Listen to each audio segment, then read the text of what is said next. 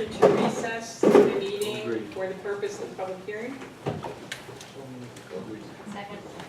All those in favor? Aye. So, next on the agenda, we're going to have, I'm sorry, go green if you have it. We're going to have a public hearing for changes to Jefferson Code, and we have Ms. Deidre Branford, who is the, what is your title? Jefferson co-chair, Okay. Jefferson committee chairperson. Jefferson Committee Co-Chair at the high school, and there are 3 proposed changes to Jefferson Code, which is the code of conduct for Kingston High School.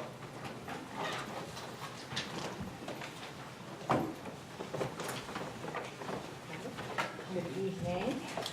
So the changes that the committee met on for this year, some of the simple changes are adding to level 3 and level 4, the consequences range, just a clarification piece. So the current code says up to 5 days suspension or preferable 5 days assignment to in-school suspension program and or loss of privileges.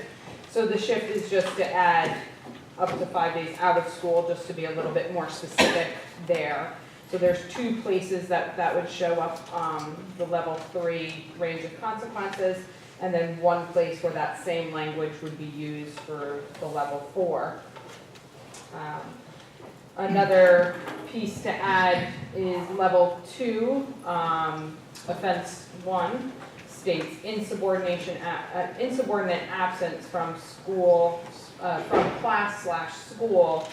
We recommend adding /detention as well, because there's really no clear place in the code of conduct if a student is assigned detention by administrators or teachers for not attending that detention. So that's, again, just a clarification piece. And then the one that I know had a bit of an issue, which I'm open to any conversation if you have questions about it. Level 2, adding a change that would make it the new level, new number 8, which would be reckless conduct. So that would be a new addition to the code. So this particular change, the reckless conduct, was brought to us by the administrators because they felt that there was nothing that included that kind of behavior. In a level 1, there's disruption, but reckless conduct, they believe, would rise a little bit more than just simply disruptive. So putting it at a level 2. And then the level 3, any reckless behavior in level 3 is more specific in terms of, so level 3, number 9 says reckless or intentional conduct or unauthorized use of school district property which causes significant damage. So we don't want students to be held to a level 3 for things that don't cause damage. And also, level 3, number 15, says reckless or intentional conduct which could cause physical injury. So the administration felt that there's things that is reckless that doesn't necessarily mean physical injury would occur. So having a level 2 option allows them more leeway to have kids, have consequences for a level 2 instead of having to default to a 3. So it would actually give them more room to not have to deal with a suspension for something that's not as severe. And that's the extent of the change. That's the Okay, question? Mrs. Collins and then Dr. Tobin. Thank you, Ms. Bradford, for being here tonight and for the committee's work. And I know we discussed this at our last policy committee meeting. And what we have on here doesn't reflect that because I know the concern that we brought forward was that word reckless. I know it does appear elsewhere in the code, as you had said. Committee members, please jump in and correct me if you feel I'm wrong. Of course, we want to give our administrators some leeway. We entrust them, obviously we've hired them, we have faith in them, but we, as a committee, really were concerned with the subjectivity of that. One teacher's view of what might be reckless might be different than another teacher's, one administrator's view another. So that was something that I think we kind of sent back. And I understand you giving us a little bit more explanation, but Reverend Childs, Mr. Shaughnessy, thoughts? Well, I agree that it was not specific as to what differentiated reckless conduct level 2 between reckless conduct level 1 or reckless conduct level 3. And so I'm not comfortable with it. And I won't vote for that particular addition. I'm very confused. That addition is not in front of us. No, right? it isn't. Okay, that's what I, so, I'm sorry, I don't know if you can see that, but, okay, so we're not voting on that tonight. That reckless, lens back, which is not on this. Not that one, I believe the committee. It came to us at the committee. And then sent it Well, back. I don't know how it got dropped from the resolution. No, on the not, agenda. right. I didn't think, I thought it was going to be there. I did that because of the policy committee's reluctance. So what we're looking at here is this level 2 revised, number 1 offense, level 3 revision and consequence, those are the things that were. That's all we have on here, right, to clarify for Mr. Okay, Graham? I didn't know that was. Well, I mean, I really think what should happen is that we should vote on it. If the board wants to approve it, fine. I'm just not going to vote for that particular. Branford, I believe I heard you say, there was a distinction made by the administration, they were concerned that there wasn't enough information. There was reckless conduct that would cause physical injury, reckless conduct that would not necessarily cause. Right, But so, how, yeah, right, so the two in the level, the two reckless behaviors in a level 3 indicate that it could cause physical injury. That is one of them. Another one is, which causes significant damage.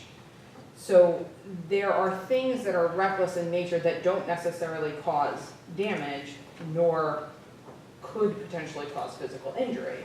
So, for instance, throwing marshmallows in the cafeteria, right, that's not going to cause anybody physical injury at all, right? And it's also not going to really cause significant damage.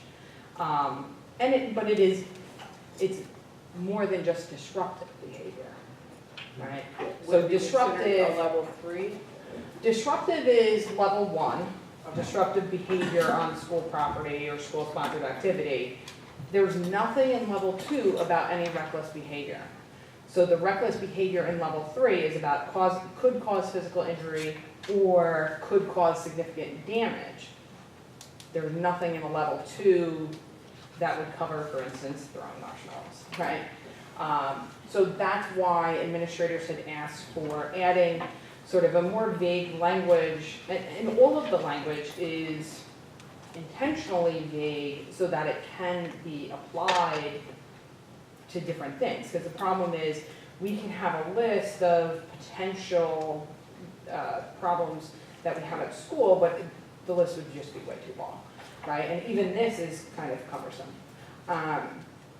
So by allowing sort of a little bit more leeway for a level 2, then they can actually apply level 2 as opposed to level 3.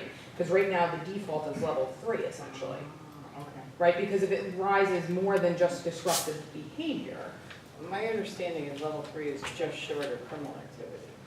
well, yeah, it could be. It's So for serious. instance, level 3 would be, up to 5 days of out-of-school suspension, or preferable 5 days ISS. So they don't want to default to something like that for a kid just, having inappropriate behavior that they're hoping this would be a learning tool as well by having it as a level 2. There's also some psychology behind that too. A kid who's never been in trouble, all of a sudden you're saying you throwing marshmallows, you're at a level 3 and you're going to be suspended for X many days. A little different coming across as a level 2 instead of a 3. So they were asking for. So I understand, so that you would have a lesser offense. Right. Right, and so they assured me that that is the purpose of it. And the other thing is, our referrals have changed over the years, so now it is at the, I haven't read one in so long, so I don't know what it says, but from what I understand, the referral, the teachers aren't applying what code it is, like what level, what number it is. Teacher writes it up, or, home monitor writes it up, the administrators put what level and what offense it is.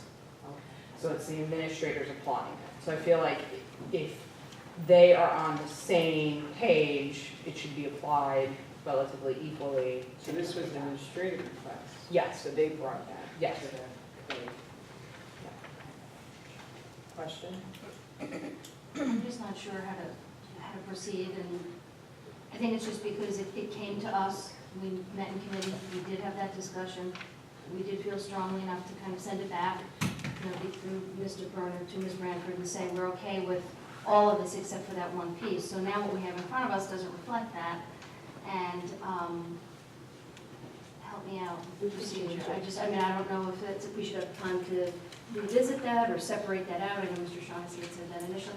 I understand where you're coming from in the request, but I want to be certain that we're following proper procedure and Well, I honoring the think wishes the of proper the committee. procedure is that we should, that's what the Jefferson Committee recommended to us, so it should be what we vote on. What I said I was going to do was ask for a division of the resolution and consider that item separately, so that I could vote against that particular item. But I think what Mrs. Collins is saying is we don't have that one in front of us. It's eliminated from the document. So, We can change it. we can amend it? Yeah, we haven't even, Right, we can amend it? right, so we can change it right now. Do we know what the formal wording is? Yeah, it was just level 2, was add, reckless conduct. As number It would be the And new in number parentheses, 8. that this would be the new number 8, and the current number 8 would become number 9, but that was not, that parentheses was not part of the resolution. It was just explanatory. Right.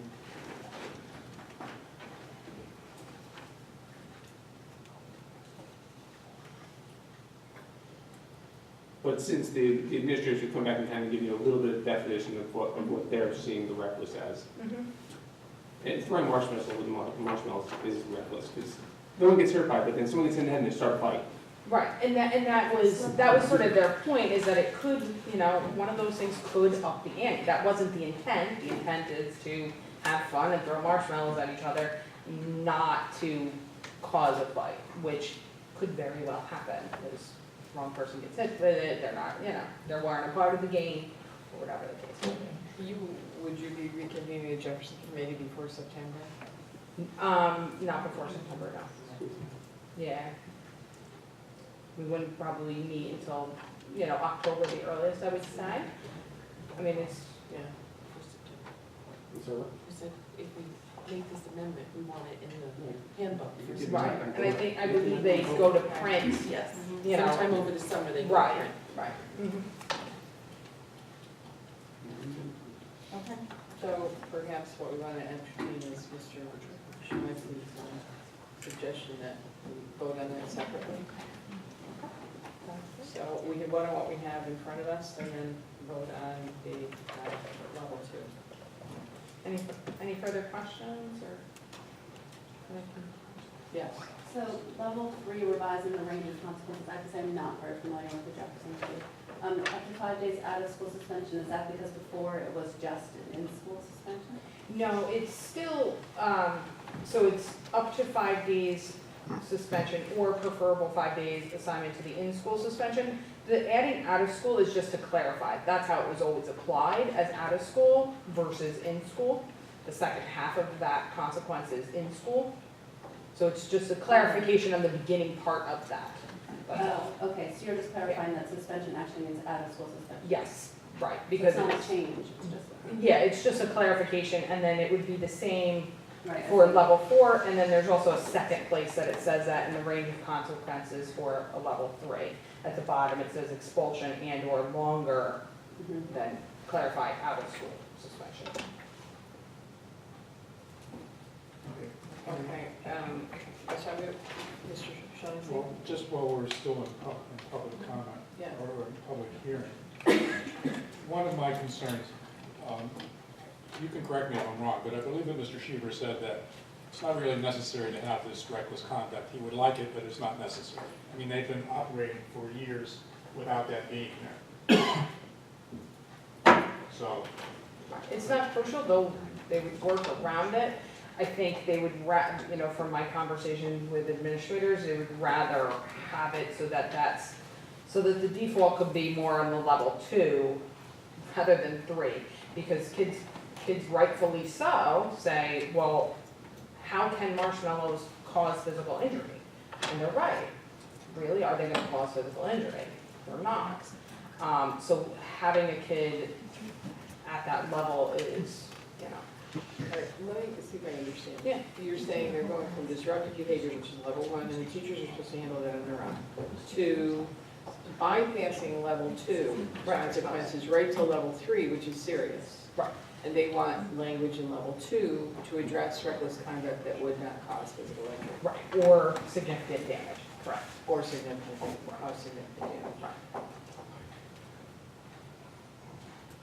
Well, we don't have that in front of us, so can we vote on what we have in front of us, and then we'll entertain your... we can entertain that as an amendment to it. I mean, because what's on the, what the Jefferson Committee passed doesn't conform to Right. what is in the agenda. What was listed in the agenda. So, Okay. So I'll entertain a motion to accept what we have in front of us, which is BOE. Did you do that? yeah, so we should have the public, Oh, so we have to end the and public public hearing. comment and then Sorry. Thank you very much. Thank you, have a great go evening. back into. And now, we're going back into public session, and we'll,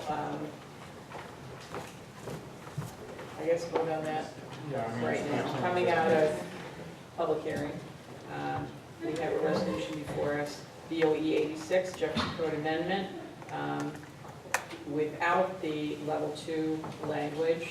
So I'll entertain a motion to accept what we have before us. Well, how about I think the way to, I would make an amendment to add level 2, Okay. to add reckless conduct. All right. So I'll entertain a motion to accept the amendment for level 2, adding reckless conduct. So we need a second on that. Second. And then Okay, all right. the discussion, my Yeah. discussion will be that I'm not in favor of it because it's not specific. And they, you know, I mean, this was discussed Okay, at that's every the meeting. discussion part, so, the second on that? I second. Okay, discussion. Okay, so the discussion is that we discussed this at 3 meetings.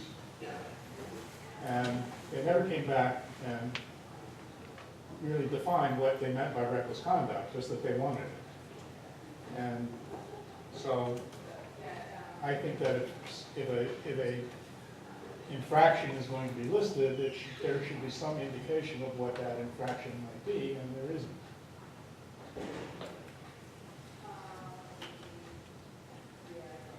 And I think that in the policy committee, that's where we all were at that position, that we didn't know what that meant. And if we don't know what it means, the kids don't know what it means, and we're not even sure that those who are administering all know the same thing. Do you So, feel there's some- comfortable with Mrs. Bradford's explanation of that? I heard.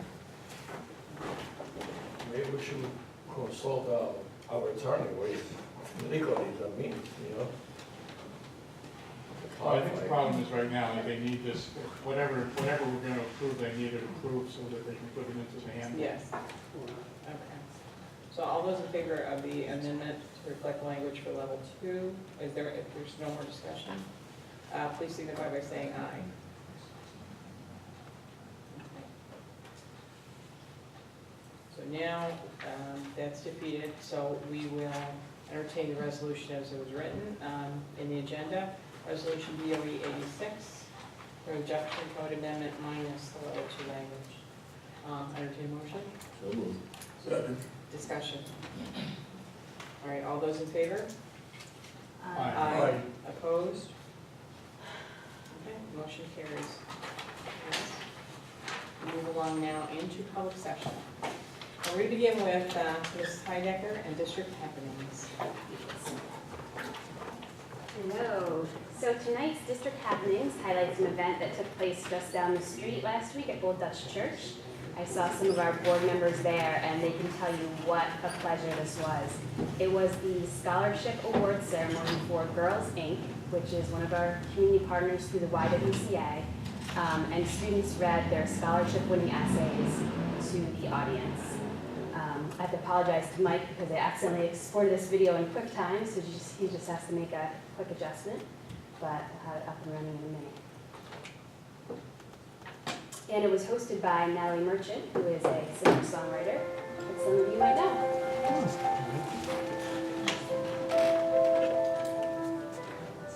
I actually did it when I was younger in Fun Elementary School and loved the group and the support that I got from it, so I decided to do it in high school as well. My goal is to make women stronger because we have the power to do anything despite what other people say. I love that I can say what I want, my opinion, and nobody's here to judge me.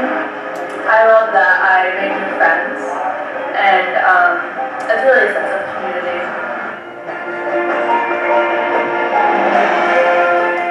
It's been extraordinary watching them go from being uncertain about expressing their opinions and their views regarding women's issues, dating violence, to really coming into their own and being able to say, this is not right, what can I do about it? What we're doing here tonight is a small beginning, but it's big for the girls. It's a big moment. They're going to come here and they're going to read excerpts of the wonderful essays that they wrote. Successful leaders create impacts that are everlasting. However, not all successful leaders are enacting alone. I find leadership in my teacher, Miss Bryant, an adult that has taught me to strive for success and always push myself past expectations. I find leadership in my mom, who guides me to success every day, helping my family and I stick together like glue and work together as a single unit. Leaders are universally found around the world, although they are not all recognized. The most successful leaders are often the ones who do not credit themselves with success, when they are the ones that deserve it the most.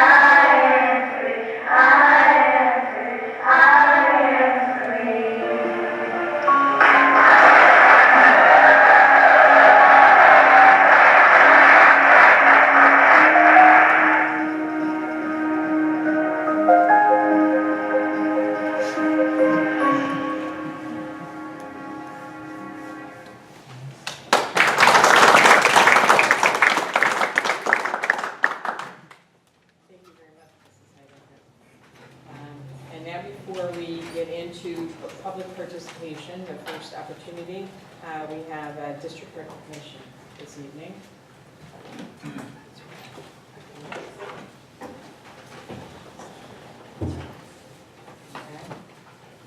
We have one of our trustees leaving, but we hope he'll be back in committee work. So, memorializing resolution in appreciation of Reverend Arthur L. Costin Sr. Whereas Reverend Arthur Costin has been a member of the Board of Education of Kingston City School District for 9 years and will retire from the board at the end of the school year.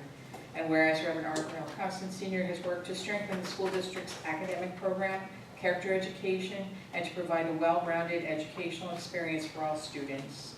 And whereas Reverend Arthur L. Costin Sr., through his volunteerism and board membership, should be recognized for his outstanding contributions to the Kingston City School District and its students as well as the school community. Therefore be it resolved that the Board of Education of Kingston City School District publicly recognizes Reverend Arthur L. Costin Sr. 9 years of service on the Board of Education, as well as his commitment, dedication, hard work, and exemplary service for the school district. And be it further resolved that the Board of Education expresses its deep gratitude to Reverend Arthur L. Costin Sr. for his years of distinguished public service and volunteerism and for positively affecting the education of students in the school district, and wishes him good health, happiness, and contentment. as he retires from the board.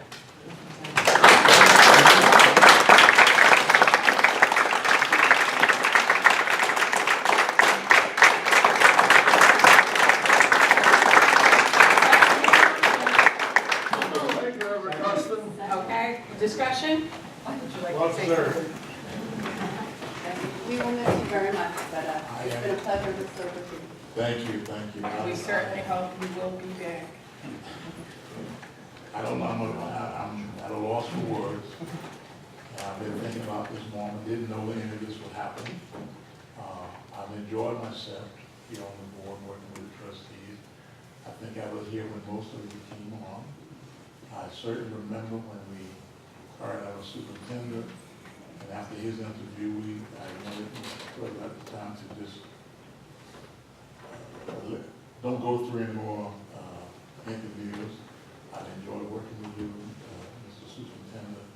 I think you're one of the greatest, and I feel today as I did back then. Thank you, sir.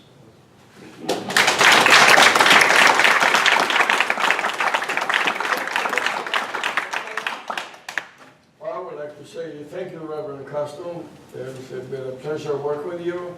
It was good to know you for the last 9 years. And I would like to thank you again for your good service. Reverend Costin, you've always been a calming and positive voice and presence on the board. I know your heart's really for the children of the community and the community at large. It's been a pleasure working with you, and we are recruiting you for committee work, just so you know. Terms not for the long run. I say ditto to everything that's said in your mission, and we certainly appreciate what you've done these 9 years, and again, we hope you'll continue on some committees and continue to work for children about this. So I met Dr. Costin for the first time when my daughter was in first grade and was walking home with her down Lindemann Avenue, and a stately gentleman was walking his dog Biscuit, and he introduced himself as Costin, as in Boston. And that was before I joined the board when Larissa was in second grade. And I've enjoyed the association with you since then. Thank you, thank you. And I have thoroughly enjoyed having you on the committee with me, and I hope to see you again as Thank an you. interested community member. Send me a letter of interest. I will. Thank you.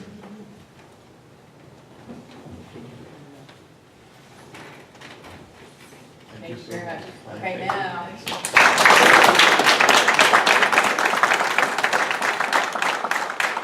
have to tell you, we're going to ask you to come and be in the public next meeting because we have something else that didn't come in a ton, so. Oh, thank you. Okay.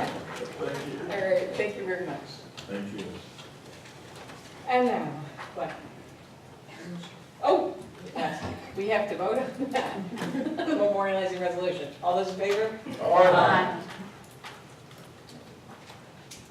One absence. Okay. Thank you. And we're on to the first opportunity for public participation. If there's anyone who would like to address the board at this point, please come forward, speak directly into the microphone. It's being live streamed, and we'd like people at home to hear.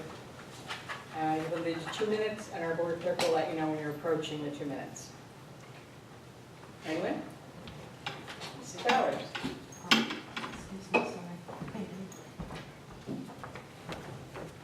My name is Maureen Bowers. Is this on?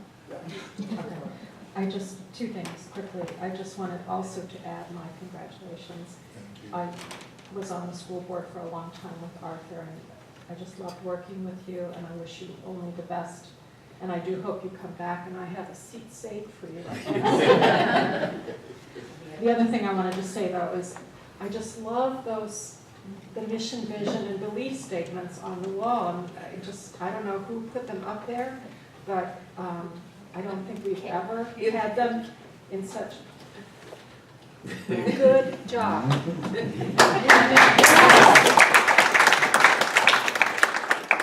never had them so prominently displayed, and I just thank you for doing that, and thank you for letting her do that. Anyone else? Mrs. Dexter? And I could probably say ditto to what Maureen just said, but I want to add, as a teacher in the district and one who sat in these seats for most of the last years you've been sitting on the board, give my thank you for your gracious, wonderful way of expressing your opinion and being a gentleman and supporting our children. I can't tell you how much respect I have for you, and I wish you all the best, and I know my colleagues do too. And I agree, those look great. That's the first thing I said when I came in, and you've been a great addition too. So thank you very much. God bless.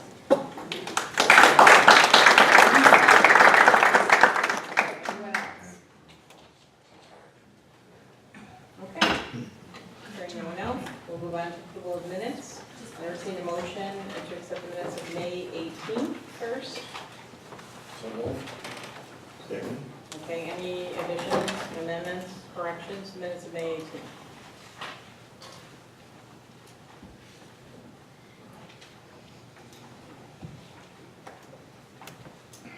Okay, hearing none. All those in favor of accepting the minutes of May 18th, please signify by saying aye. Aye. Opposed?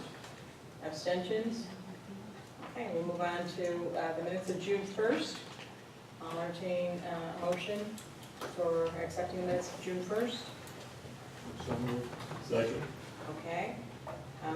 Any amendments, corrections to the minutes? For June 1st. Okay. Hearing none. All those in favor of accepting June 1st minutes, please signify by saying aye. Aye. Okay. Opposed? Motion carries. And we'll move on to superintendent's report, and I'll turn the floor over to Dr. Coleman. Thank you, Mr. Chair. Just to also notice that the mission, vision, and belief statements are, but also there's a fresh coat of paint. People knows that. Same color. And much of the kind of things that have been here for decades that were laying around behind us are gone. Old TVs, things like that. We've done that, and we're expecting an additional surprise for the July 6th meeting. And thank you, Mrs. Hyden, for Tom doing Clapper this. and his Tom Clapper and his team. Yeah. Thank Daryl, Daryl rocked it. So just before we get into, we have a few presentations tonight. I do want to, I sent out to the board, I have a list of the things that are going on the next couple of weeks. I sent that this morning, but I'll just run through them again. We have our moving up ceremonies. On the 23rd, Chambers, Crosby, Edson, JFK, Bailey, and Miller will all be doing their moving up ceremonies. On the 17th, Meyer will be doing their moving up ceremony. The 21st will be Grady's moving up ceremony. So we've got, and GW is the 22nd. So I sent that out to everyone with times. They're also on the district calendar on the website if you go on there.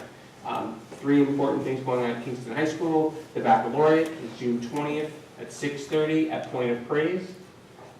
The senior walk, which is a new addition to Kingston High School, is June 20th. It's in each individual elementary school. It starts at 2 o'clock, so I think it's going to be very exciting and interesting.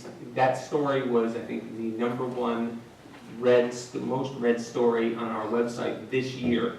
Had the most likes and the most retweets and all those other things. So we're expecting, people are very excited about this, and the students are excited about it. So that's going to be something new we're doing. And then, of course, graduation is the 24th at 5 o'clock at Dietz Stadium. The weather forecast is 81 and sunny right now, so we are hoping that it stays that way. Because quite honestly, with the fieldhouse being the condition that it is, we don't have much backup. So we're hoping for good weather, and if not, we're just going to delay until it is good weather, so we may graduate midnight. Last thing, tomorrow night, the Anita Pack Public Speaking Contest is at 7 o'clock at SUNY Ulster. Those are our upcoming events. And now we have a few presentations, so I do want to start off with our Mahar update from Brian Manning and C.S. Arch.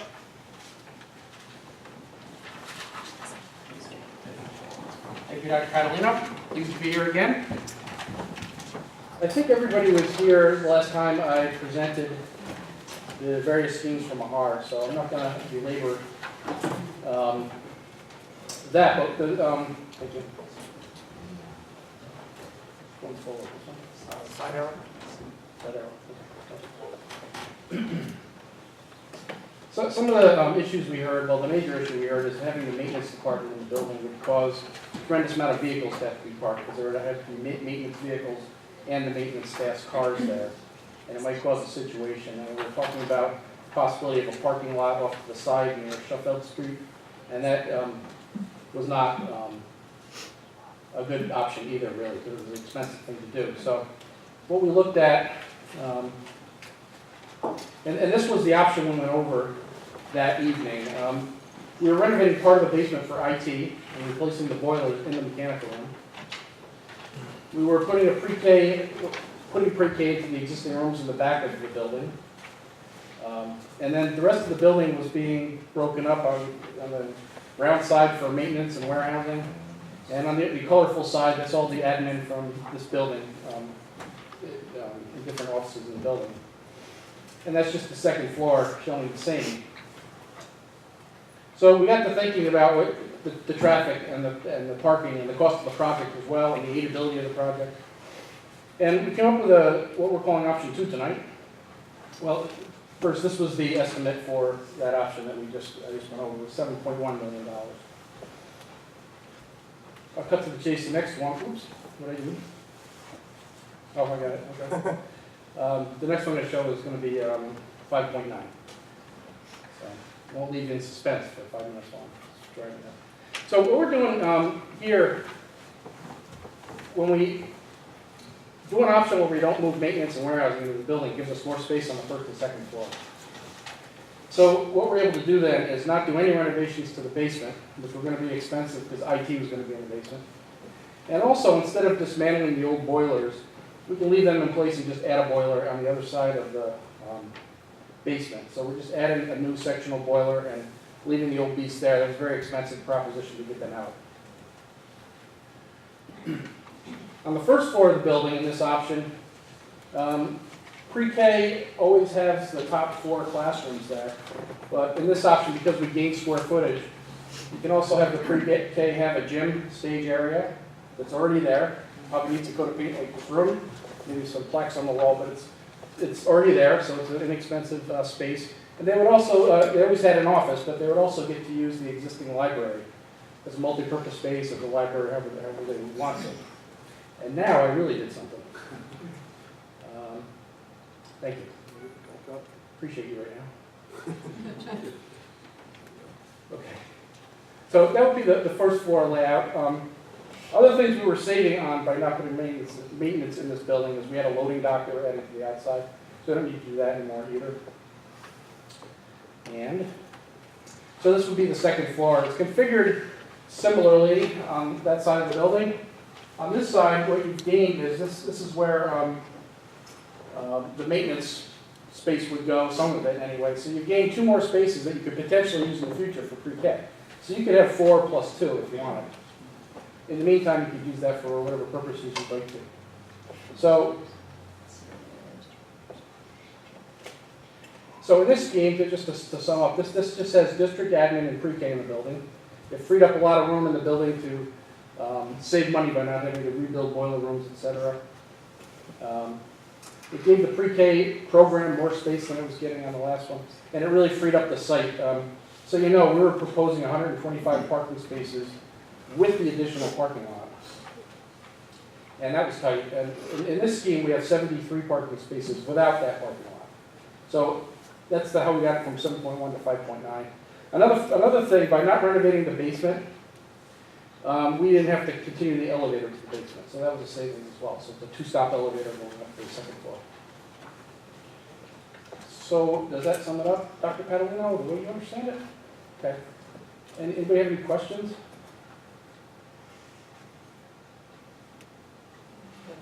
So it's a saving of $1 million essentially by taking the warehouse out. $1.2 million, yep. Doesn't seem like a lot, actually. Well, there's been some improvements as well, because IT is now up on the first floor. and they were in the basement. And you're gaining more pre-K space in here. So, With the more pre-K space, so that adds to our aidability of the project as well. yes, it does. The more square footage you use for pre-K, you'll get aided on that at your aid ratio. The rest of this will not be aided, so. So right now, the project cost I'm looking at this budget that's attributed to pre-K is 2.1, right? So, Yes, and that's by square footage as we show it now. so that would be aidable, Yes. but we still, okay. And then the rest is not, we would like to, Mr. Shiner. So I have two questions. On the second floor plan, the 2 pre-K classrooms, when Mahar was active, I believe those were kindergarten rooms? Yes, there was. Yep. So there's not a lot of renovation that needs to be done Yep. for them. The other thing is, so the smart bond, the smart schools bond, that money can be used for pre-K facilities? Yes. Can it also be used for relocating the IT department? That I'm not sure about. I think we'd have to dig a little deeper. I mean, we can use it for the actual, I think if we have to buy new infrastructure type items for that, we can. But if we're just moving stuff that we already own and those kind of things, not as much. So I don't know how much cost there really is around that. So we'd have to look at that. I mean, the funding streams for this is another conversation altogether. Because I mean, there's our capital reserve fund, there's using state aid, there's using the smart bond. I mean, you can't use the smart bond and the state aid. You don't get both. So if we were to use the 2.1, the only part of this project that is aidable are the pre-K rooms and pre-K square footage, like Brian said. So the rest of it is dollar for dollar. So if we went with state aid, we get 60 cents on the dollar on that 2.1. If we use the smart schools money, we just put out the 2.1, 2.2 almost, $2.2 million right out of the smart schools money, not have to, and then only have to bond for the other 3.7. Excluding whatever, if the board had made a decision for the proceeds of this building, if we did sell this building, so we're moving, I'm assuming that means we'd be selling this building, the proceeds for this building could be applied to that. So there's a lot of different conversations to have about how and the best way to finance, this project moving forward. Okay, Dr. although we'd likely have to be here for a while. I'd say we'd have to be here for 24 months. Right, so the proceeds that we would get on any sale would likely go back into. Well, not if we negotiate the right deal. We don't sell until we're ready to move. Or if we don't sell it, we're ready to move. Or a very favorable negotiation. Well, the approval of this, though, isn't dependent upon how we're going to pay for it. It's whether we need it. Then I think it's up to our administrative people to determine what's the best way of paying for this project. And it doesn't necessarily mean we have to bond and go out. We may be able to have money from what we're gaining in the closing of the buildings where we're still saving money, and et cetera. It may be enough to be able to cover the cost of doing this project. I think, again, we need to have a pretty big conversation. Again, we have a capital reserve fund, we have the smart schools money, we have the option availability. So we have we have the sale of this building, so we have many different possibilities, or a combination of a lot of those things to decide. I think, I would task Mr. Olson with coming up with several different, options to see which was the best for the school district if the board decided to move forward. I came with a resolution. I don't know if it is this time we should do it or when we go to new business.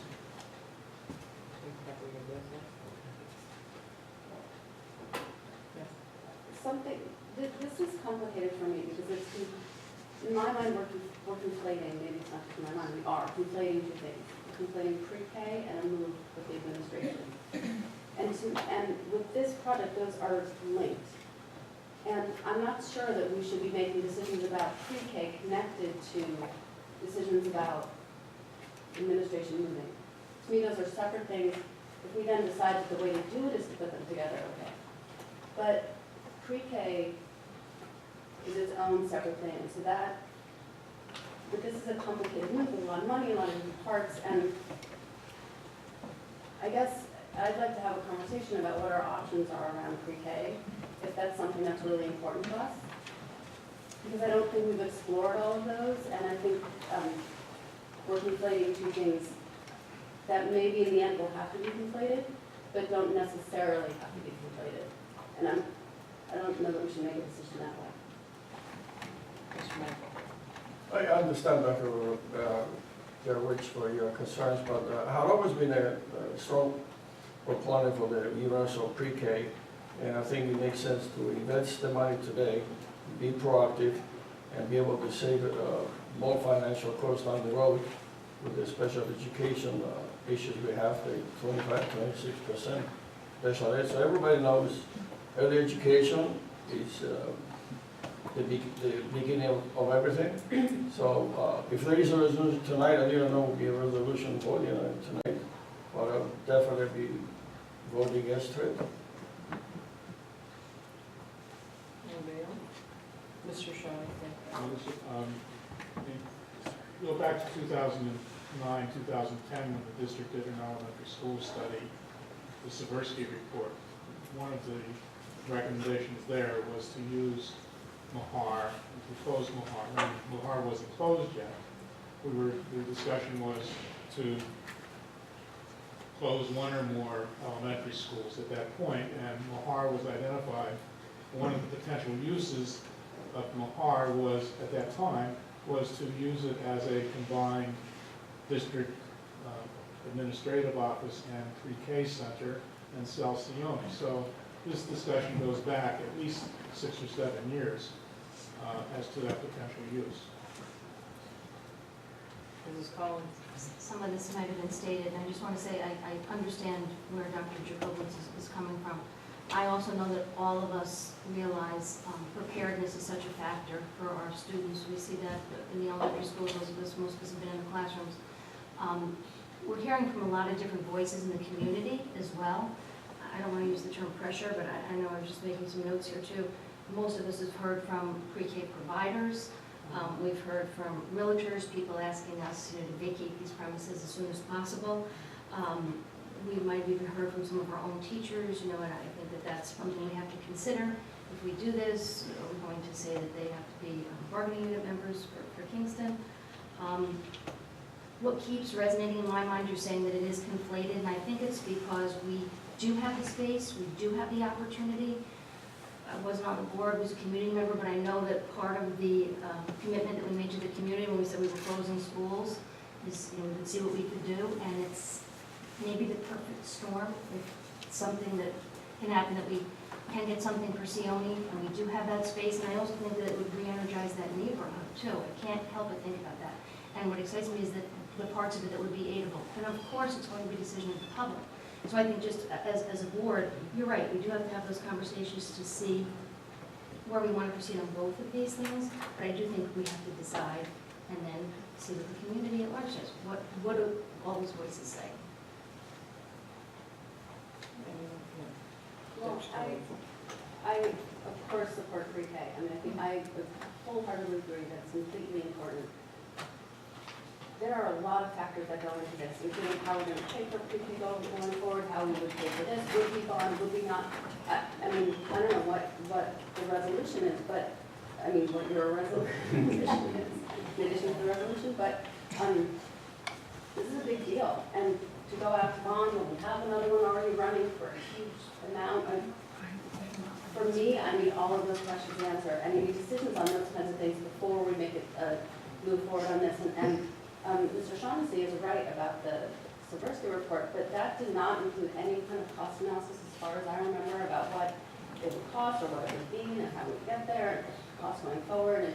And there's still a lot of unanswered questions, which is fine. I'm not faulting that, that's fine, but I would need more information about how we're gonna do this, and then also an exploration about what our other pre-K options might be.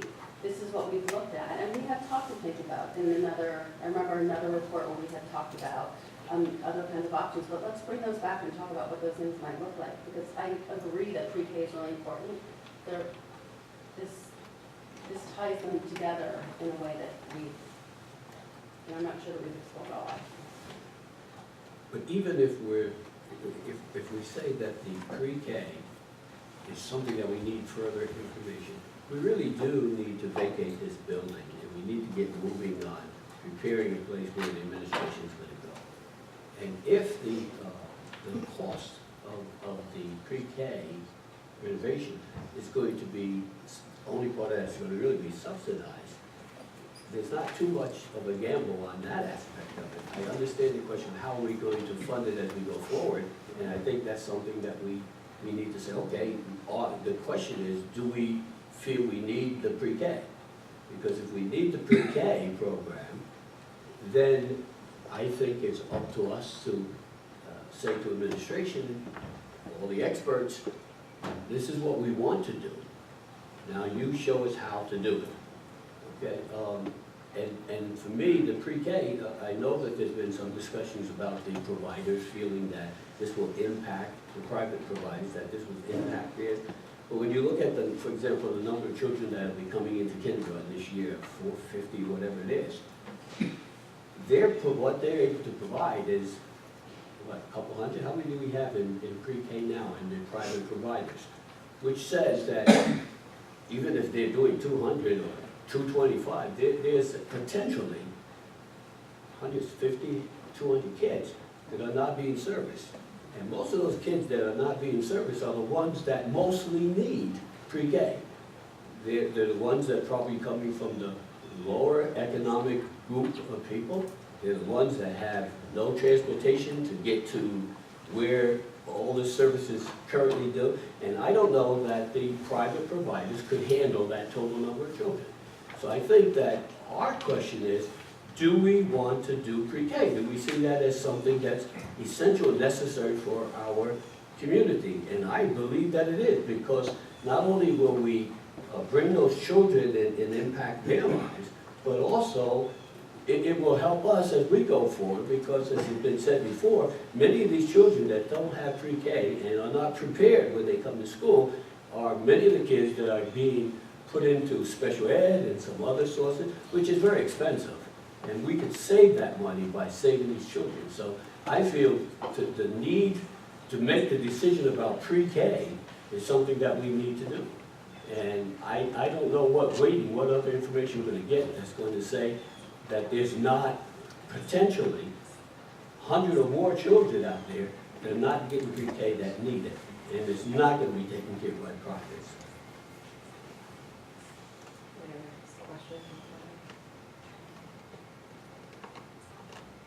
Well, I guess we can have another discussion when Yeah. the resolution is introduced. Thank you. Anything else from Jeanette? Anything else? Anything else? Anything else? Any other questions for me? Thank you all very much. Thank you. Pleasure. Thank you very much. Thank you.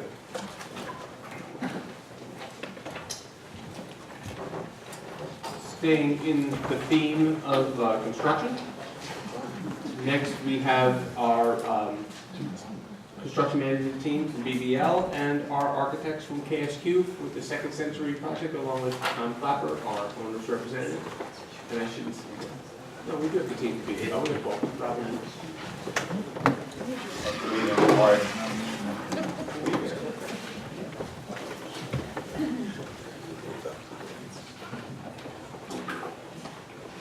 I want to make sure everybody did receive their summary It was in our, report, monthly summary report, so if there's any questions on that, you can let me know before we get into this.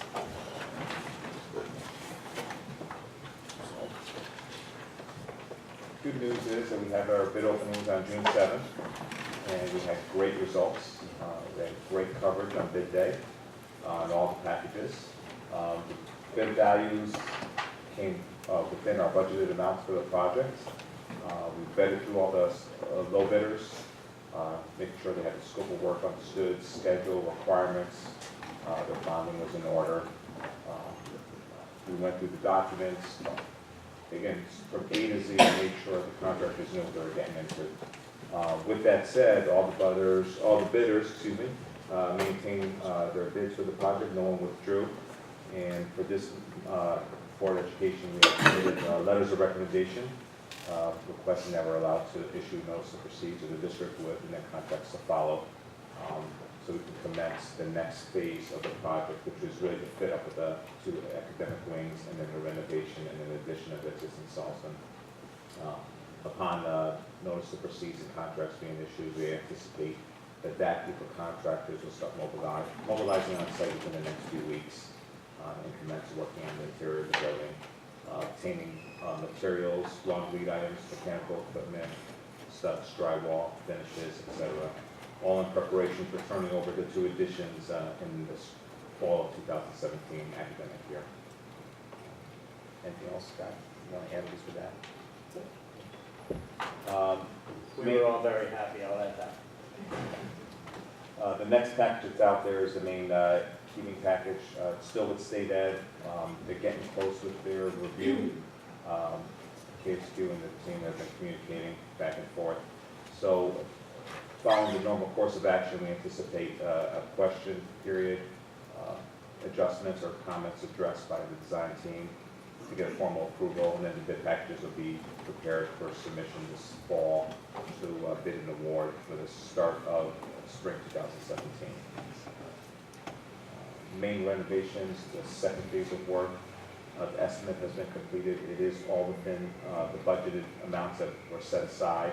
Right now, our team at KSQ, we're going through vetting it out, making sure we haven't overlooked anything.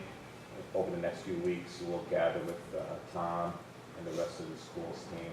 Again, just making sure that we have everything covered for the next phase of work. And some ongoing pre-con design items, we're continuing, again, to address that FD costs of projects, furniture, computers, hardware, those kind of things, tracking those costs. Continuing to monitor the bidding market for the next few packages that will be let out shortly.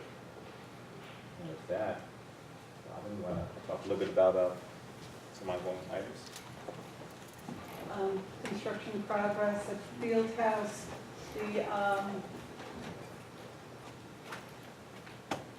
The windows that was the alternate between the gymnasium and the fitness addition have been cut through to the gymnasium. Right now it's just a lot of open wall space and steel. We don't have the windows in yet. They're working on the framing to put those windows in. The exterior masonry is complete. The Nichiha panels are installed. We're doing a little bit of repair work there's a few items on that were are in non-conformance that we're asking them to do a little repair work on, so we're moving forward with that. Elevator is in, plumbing fixtures are getting there, duct work. As you go in now, you can actually see the rooms, the finishes, the ceramic tile, the drywall is up, it's painted. We are waiting for the exterior windows to come in over the course of the next couple of days. Or at least for the time being, the contractor will be putting up some temporary framing and plastic just to keep the weather and the elements out from the interior, since we are at plastic, or we are at the finished stage inside. And then we're looking at starting the fitness room, the flooring, the special flooring that we're going to be putting in there to start on July 6th. So basically, we're still on target for completion of the fitness, of the addition around the third week in July, leaving room for Tom to start putting in equipment and cleaning and getting it open for the beginning of the school year in September.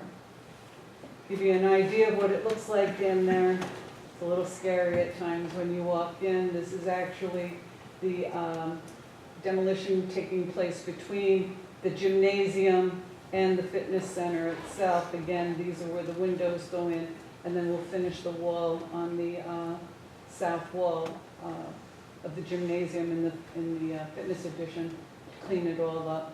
And then you have some of the downstairs And you can see again, there's public bathrooms, et cetera, and all of those are being installed, fixtures, et cetera.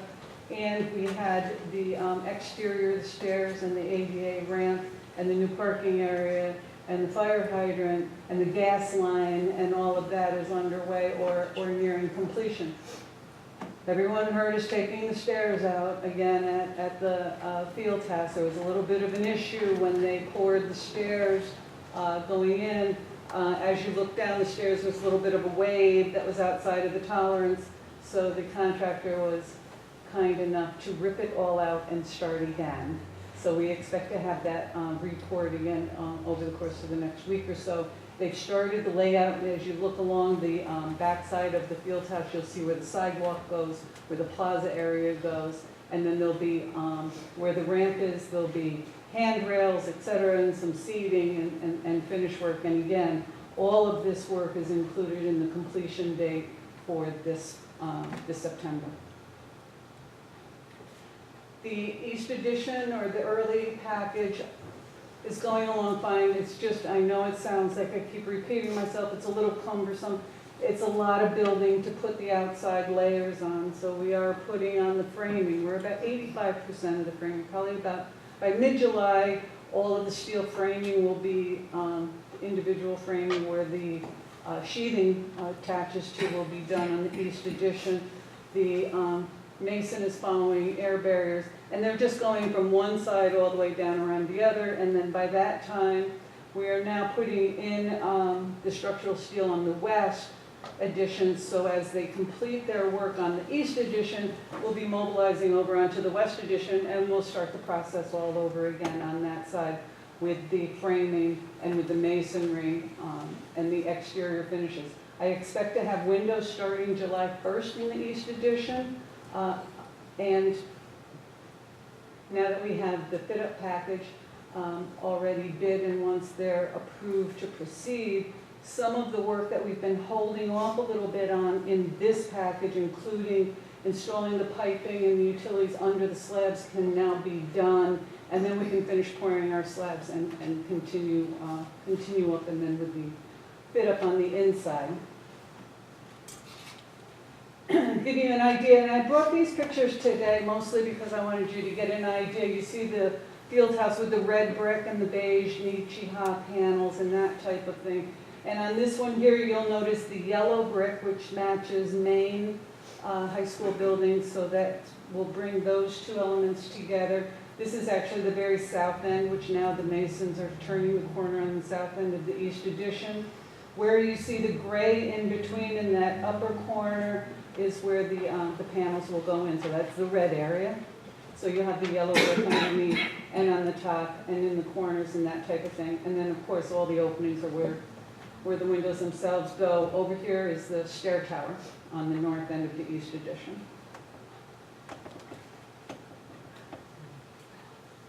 We're actually a lot further along than this. It's on a daily basis. They've already moved the lifts down to the next area for the masonry, and all of the materials you'll see up on the roof is all the roofing material ready to go. They've got to put some wood blocking around the perimeter of the roof, and then they'll put the roof on, and again, then we can move over to the West Edition. Here's our West Edition with our steel going up. We have probably about another week and a half, 2 weeks of the structural steel. This is just the columns and the beams, the skeleton part of it that we did on the east side. On the west side, that is now going up. All of the elevated slabs that we were pouring before have been completed. We're waiting for them to reach their actual final design mix strength. And once that's done, all of the shoring and all of what's holding it up, or what was holding it up while it was being poured, can all be removed, and then we can start the masonry underneath. But it had to reach the 4,000 psi strength before we could do the removals here. So we're working right outside here, and again, what they're doing is, because of the access on the north end, we're actually putting the steel, the columns, the beams, and the deck in place because of the access in order to get to that area, and then we'll work south. So will give you an idea. And again, you can see where Tobin, or where Wishton is, and this is the first, second, third floor of the West Addition.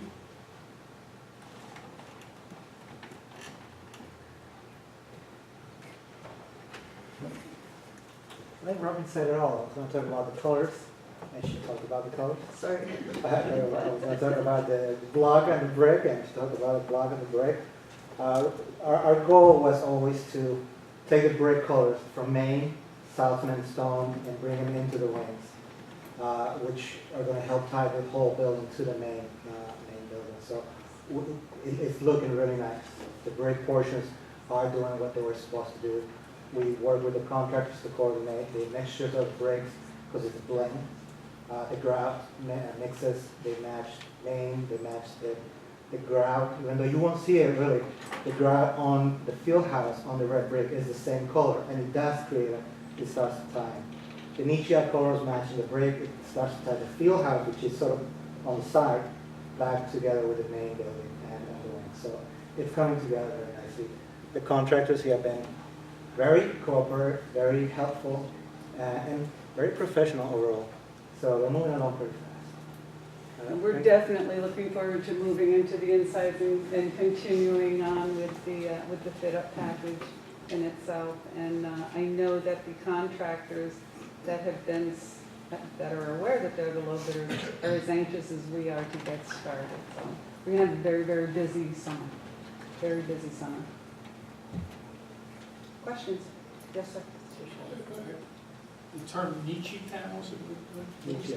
Nietzsche, huh? Yes. How is that spelled? I'm not familiar with that. Nichiha. Nichiha.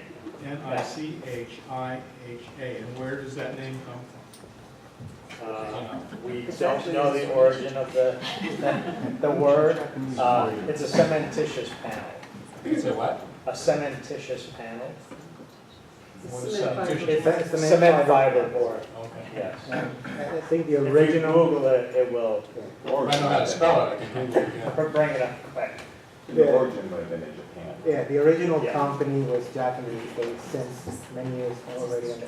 They produce, They produce in the States now. Yeah, so they have different, one of the technical reps that we like, he flies around a lot, so he's in California, and he's in California 2 weeks ago, he's here, last week we met up with him, so we have the local reps who also done it. I think they're headquartered here in the States out of Georgia.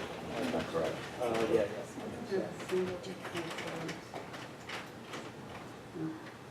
I was going to say, because we have it on the field house as well, but you really can't. Let me show you. So the last set of bids that we took a couple weeks ago, that's the last portion for the Salzman additions in the renovation area. So, Robin said we're getting busy this summer, we're going to be busy for the next 12 months and putting it all together. It's pretty exciting out there. We're looking forward to it.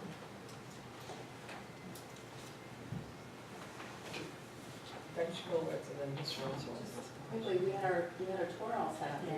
Oh, yes. So We when need to are we reschedule our tour.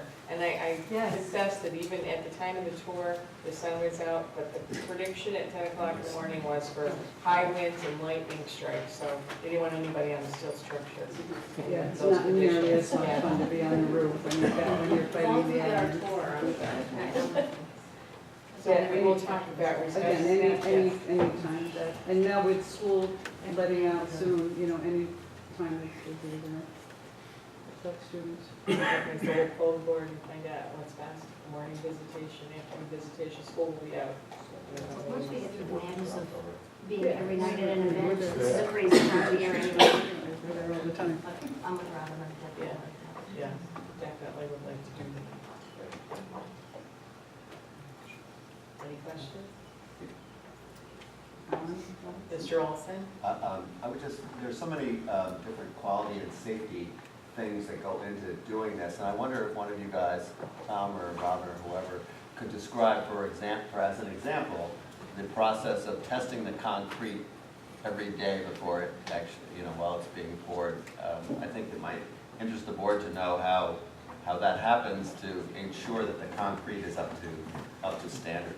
Yeah, we don't test it every day, but there's a certain set of rules that for testing the concrete. What happens is for every certain number of cubic yardage that are poured, the testing company which you've hired, CME Testing, will come in and they create cylinders, and it's just plastic cylinders, and they fill for every 50 yards, somebody stands there and fills it, and then they take them, they store them, et cetera, sometimes on site, sometimes off site. They use the same concrete that's gonna go into the. Right, into the so building. as They it's create a being cylinder. poured, they take it out of the truck and put it in the cylinders. And then typically what we do is that 7 days, 21 days, 28 days, there's a varying different levels of time that you can do it. They put it in a machine and they crush it and they see what the compressive strength is. And the compressive strength required by specification varies per the application. So some of the walls are 3,500, some of the elevated slabs are 4,000 PSI, pounds per square inch.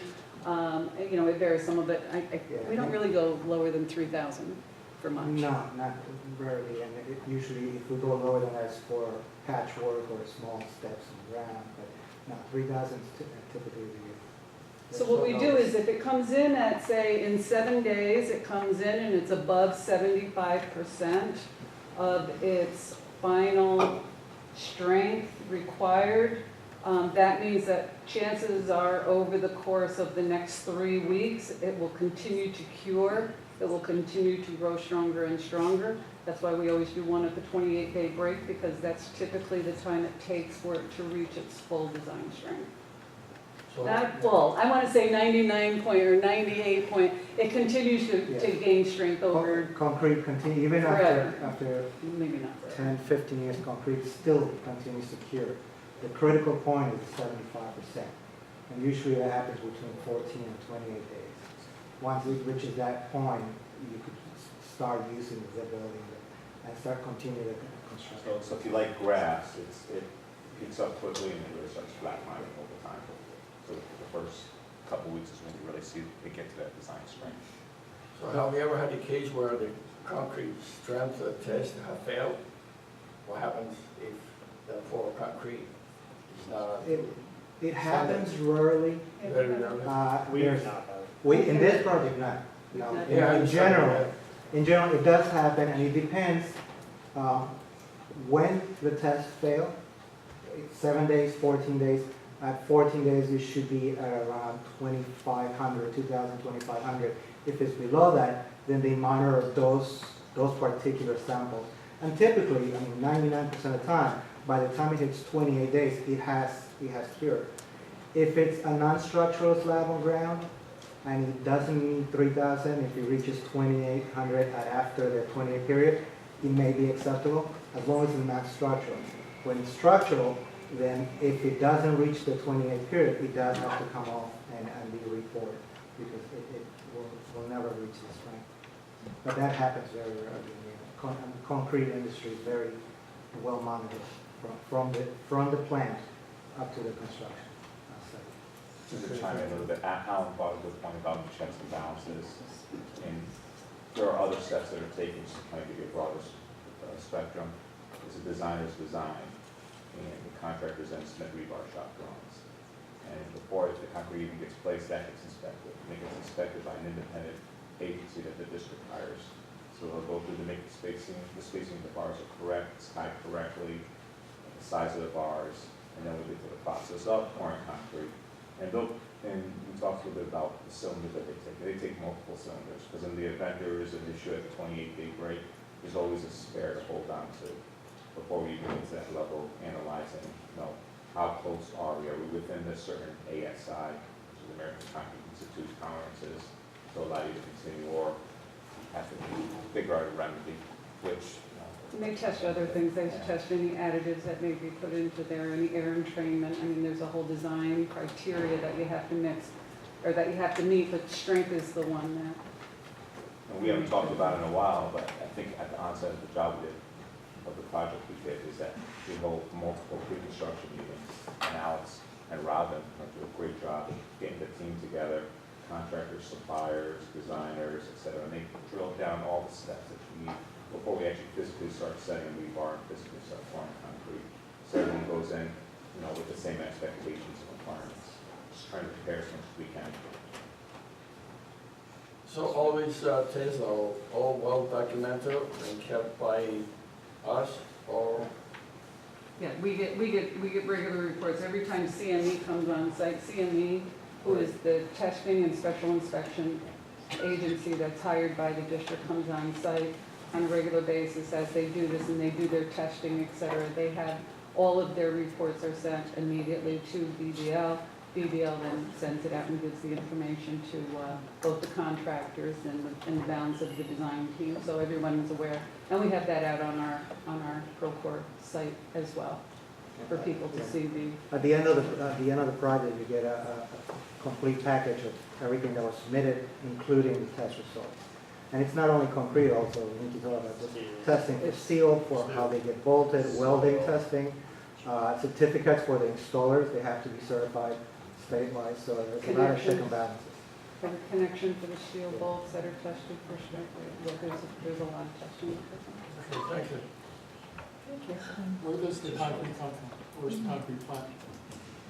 It's not far, they're using Cranesville. Yeah, they're going through Cranesville. I think they set, Poughkeepsie? Poughkeepsie, they have Is it one in Poughkeepsie? Poughkeepsie, but I think they set some up more locally because the trucks are coming way too fast to be coming from yeah. Poughkeepsie. So on a job like this with a lot of concrete, they'll set up a separate satellite plant. And it could be at Callahan's, but I'm not sure. I still believe it's all by Callahan. I agree. That's another thing, another checks and balances that I mentioned, is that the batch, when they batch the concrete to the truck, that comes to the site, and that's one of the first things the inspector looks at, because there's a time limit of not allowing it to stick within the truck before it leaves the port. And beyond the time limit, the truck is rejected. Any other questions? So you let me know when you want to take a tour. Let me know when you want to take a tour. Soon. As soon as possible.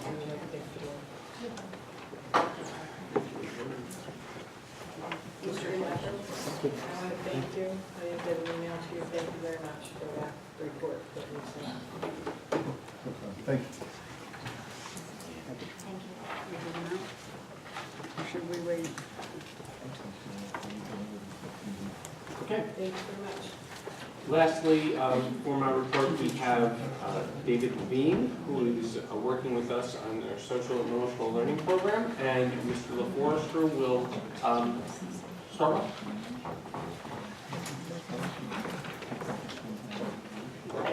Good evening.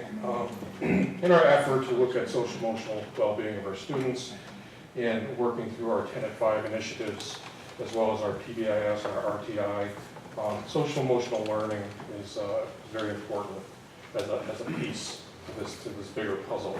David Levine is a teacher, trainer, facilitator, author, and musician who's been working with students, teachers, and parents throughout the United States and abroad since 1984.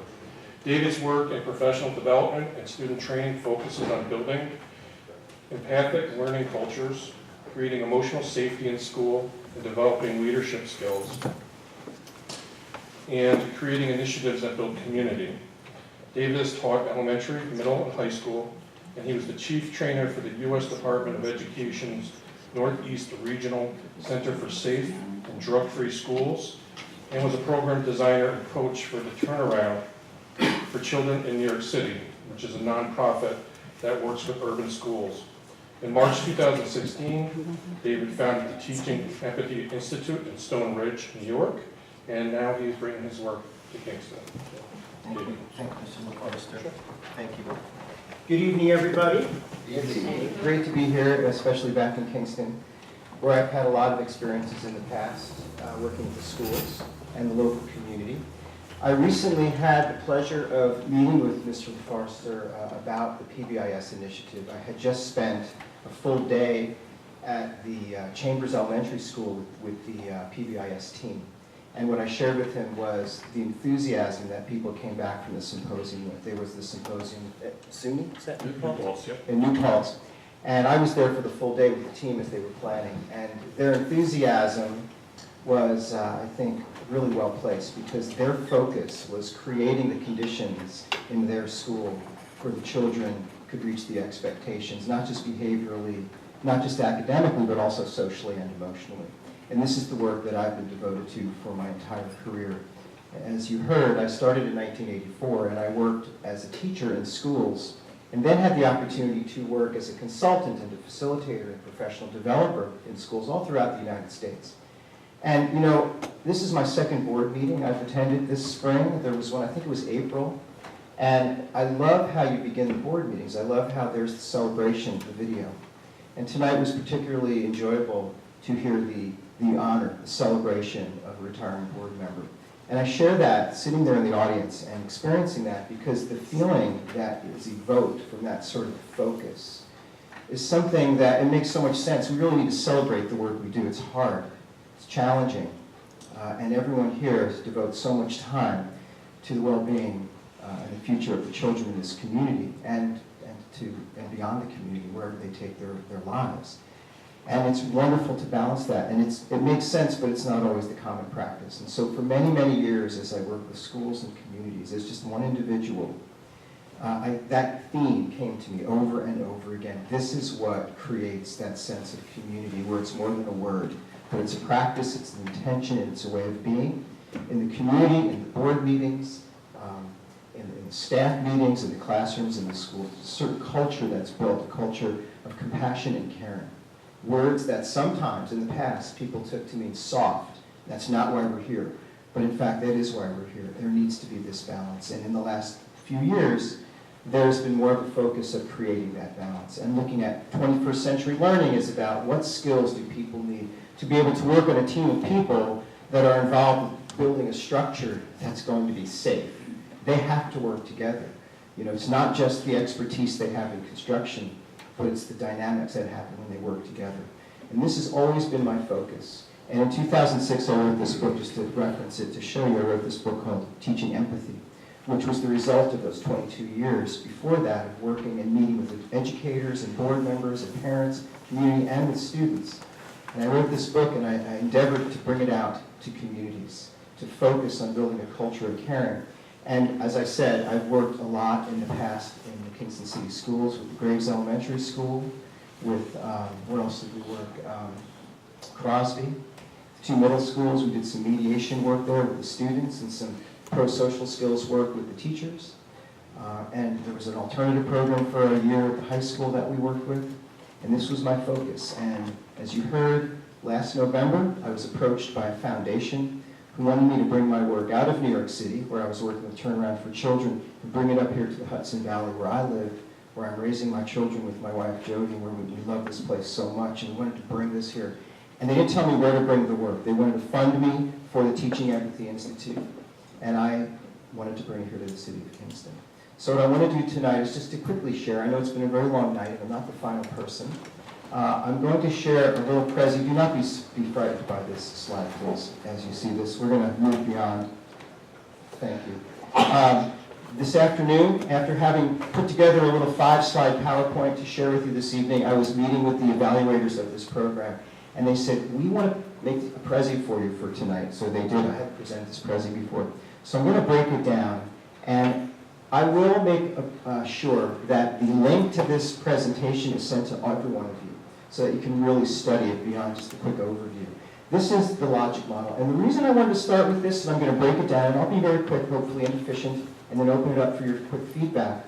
I wanted to show you this because what I've come to through the years is what makes these programs work is when they're not really programs, but they're initiatives. When they're long-standing, when they are going to be more than 1 year. It's not just something that'll come in. And in my work this year, as you'll hear, I'll be very, very present in the district and in one of the schools in particular, which will be our pilot initial school. But it's really not a program. It's not a thing that comes and goes. It's a complement to the work that's already being done around Tenet 5 and Tenet 6. A complement to the work, the extraordinary work that's been begun to be implemented with PBIS, and interfacing it with the importance of differentiating responses for children through the RTI process. So I'm going to take you through this. First, the context. I've already said that I'm the Teaching Empathy Institute. It's not just me. We now are bringing on a little bit more of a group of people to work with me as colleagues. We are being supported and funded by the Tides Foundation, I'm very honored to be a part of that organization. Their focus is on creating the conditions in the world where people are treated fairly, where the social skills that we hopefully learn as children can grow and become part of the way we interact with other people. And empathy, from my perspective, being a core skill. Partners, as I approached Dr. Padalino, Mr. Burge, we met in the winter before this was even official. I winked at them and said, I think I'm getting this funding and we'd like to bring this here. I have history here, we've worked here together. I love this community. Can we look to do this? And it was the beginning of the conversation. We've had multiple conversations since. So the partners of the Kingston City School District, this work is not just, oh, this is a good thing to do. This is very research-based, and coupling my knowledge of the research with my experience as a practitioner and applying the research, one of the things that we look to are what we call risk factors for children, risk factors for unhealthy behaviors, and you can understand that there are certain points in a child's life where they're at greater risk. There are times of transition. When they move from middle school, when they enter, you were talking about, pre-K, the child entering, whether it's pre-K or kindergarten, that is a difficult life situation, and their behaviors will reflect it. So we create programs, we invented something called pre-K a few years ago, to better equip them, to work, as I believe you said, proactively, before the fact, right? So that's a difficult life situation. So is moving from, in this district, 4th grade to 5th grade to middle school. That's a huge fear. Also for parents of first-time middle schoolers, that's a huge concern. That's a risky point in their life. And then continue, middle school to high school and high school beyond. So what we've done is we've looked at one target group to begin, the 4th graders, and looking at what skills can we put them with throughout next school year. What pro-social skills, what emotional skills can we put them with to support them as they enter into middle school, to have the greatest chance for success, and toward creating a career. And I don't have a canned curriculum. This is a living, breathing process that's ongoing right now. Through my meetings here in the district, through my meetings with the PBIS teams, conversations with teachers, observations of students. I'm meeting with a lot of people. I've met with principals, all of the principals in the district, to share what we're doing, to learn some of their perspective. We'll be meeting with the 4th and 5th grade teachers. Even though next year we'll target 4th graders, I want to get feedback from the 5th grade teachers.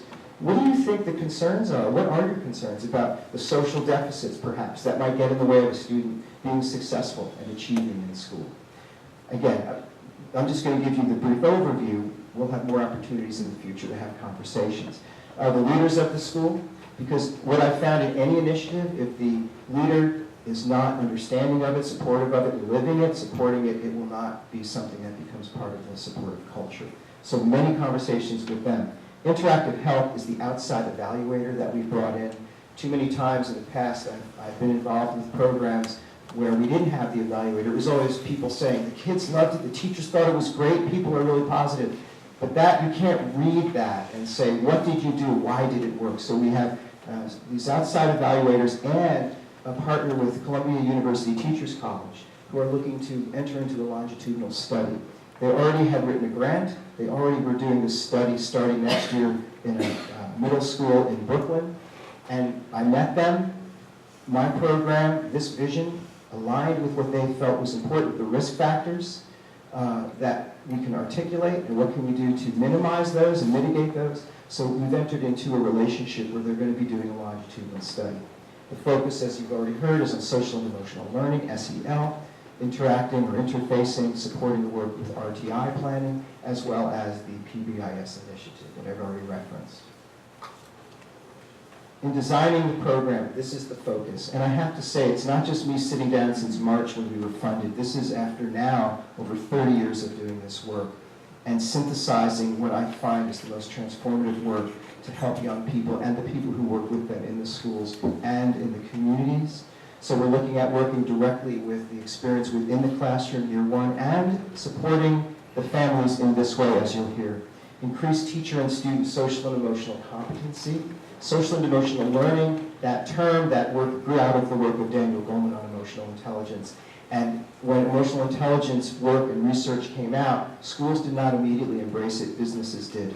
Saw it as the bottom line, building healthy relationships. So Dr. Goleman and Timothy Shriver, who's the son of the late Eunice Shriver, created this whole vision of social and emotional learning, and for over 20 years they helped fund research to look at the effects that children engaged in these kinds of programs, what the effects are behaviorally and academically. So we will now infuse this work that we've learned from the research, social and emotional learning, framed as social and emotional competency building. Increased teacher and student collaboration. What we teach to the children is what we facilitate with the practitioner, and also with school boards as well in certain situations. You know, if you want children to be listeners, to be caring and compassionate to one another, those are skills that all teams and all groups will benefit from, as I'm sure all of you would agree, being a member of a team where it's emotional, we're focusing on children. To have those skills, to be able to work collaboratively, doesn't mean we have to agree, but we have to be able to work toward understanding one another before we can move ahead. And that always happens in school board meetings, and in fact it happened here this evening in a very skillful way. We want to build that in, and that's what we define collaboration as. You know, a big part of social and emotional competency are pro-social skills. Many children lack pro-social skills, so they'll come out in the form of anti-social behaviors. Bullying, other low-level forms of aggression.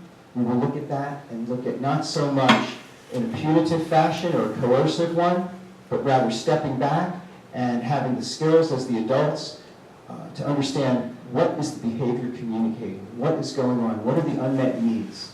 Many times there are emotional needs that aren't met, and that's illustrated by the behavior. We will focus on that. All of the program we designed to empower and build the competency and the focus of this whole list. And finally, working with families. Very simple things. I've done a lot of work with parents, including in Kingston, to look at stepping back and understanding. My wife probably will tell me I should remember this evening when my son has 2 friends sleeping over. They're high school students. And it was her last day today. So I have to look at this one. How do you step back and not be reactive, but listen, focus, ask questions? That's what that focus is on. And the indirect factors that will lead to the goals that we're seeking to reach are, as I've already said, giving people that understanding of what do we mean by risk factors, what are the benefits of this kind of focus on social and emotional learning and the infusion of it into the PBIS plans within the schools, self-efficacy, the knowledge and skills they need that will help them not only know what to do, but why we're doing it. Time management, which can also be reframed as self-regulation, managing your emotions when you're under stress. Because when you lose control, that takes a lot of time, and we fall into things that are counterproductive. So those are the indirect factors. This is the output. This is how we'll deliver. This is what you'll see in our work in this process, in the what I'm calling the School of Belonging, within the 4th grade process. Teacher and staff in service courses after school. There'll be some asynchronous learning where I've designed some webinars designed specifically for the practitioner. They can take them on their own with some questions, and we can come together and have dialogue and exploration of what they can use to apply. Ongoing coaching support. Much of this is done informally through conversation and relationship building. It already took place on some level when I hung out with the PBIS team that day. And as I've already indicated, at this time and over the summer, I'm designing the curriculum with feedback. We're going to run a comprehensive program with Chambers. I'll be spending another day with them on the 27th of June, where they're going to look at their whole year's plan, and I'll be built into that plan as a resource and a guest instructor for that school. And every 4th grader in this district will also receive a form of the leadership, social and emotional training. It just will be in a lower dosage, which is a term from the researchers. In the home, the passive consent forms, anytime you're doing a longitudinal study, as Columbia University is focusing on, passive is where there's information about we're doing work on social skills development, team development, leadership skills to enhance their success when they move on to middle school and beyond. And the passive consent you probably all know, but I'll just say it that if you want to opt out, you can opt out. But that'll be a piece of this. All of this is done in conjunction with many conversations throughout the days here in this building and in the schools we'll be working with. Parent letters, that's maybe the word letter isn't what I would use, the researchers used it. That's when you run a session with children, let's say on high level, listening to one another. A letter we go home today, we focused on the skill of listening. Here's a way to extend this or have a conversation with your children about this so it can become part of the way they think and the way they operate. And I remember being at a PTA meeting once at Crosby where one of the parents raised her hand and said, you know, my daughter told our older son that when he reaches across her plate, he's not being mindful. And she said, where did you hear that word from? He said, well, Mr. Levine taught us that we have to think before we make a choice, because it affects other people. That's the essence of success from my perspective, when it starts to be felt in the home and the child is teaching the parent. And we'll be running workshops or parent classes on an as-needs basis, and there's various ways that we set up the curriculum for that. But a big part of it is getting feedback from the parents. What are you interested in? What would you like to be able to do? This slide, I won't read through it because I'll make sure that you receive this. But essentially, this is what we're looking for in the short term. An increase in pro-social skills behaviors, pro-social skills decision-making, and a decrease in antisocial behaviors. And there are ways to do this that the research is very clear on, and the essence of it, I kind of intimated this when I started, is about relationship building, building trusting, emotionally safe relationships with the children within their schools. And the intermediate outcomes, again, you can see up here. The second one, improved academic achievement. I referenced Goldman and Shriver earlier and the research over the years. This is not the ultimate purpose of doing this, but I will state, number 2 is up there, that they have found that children engaged in social and emotional learning programs average approximately 11 percentage points higher on their scores, their test scores.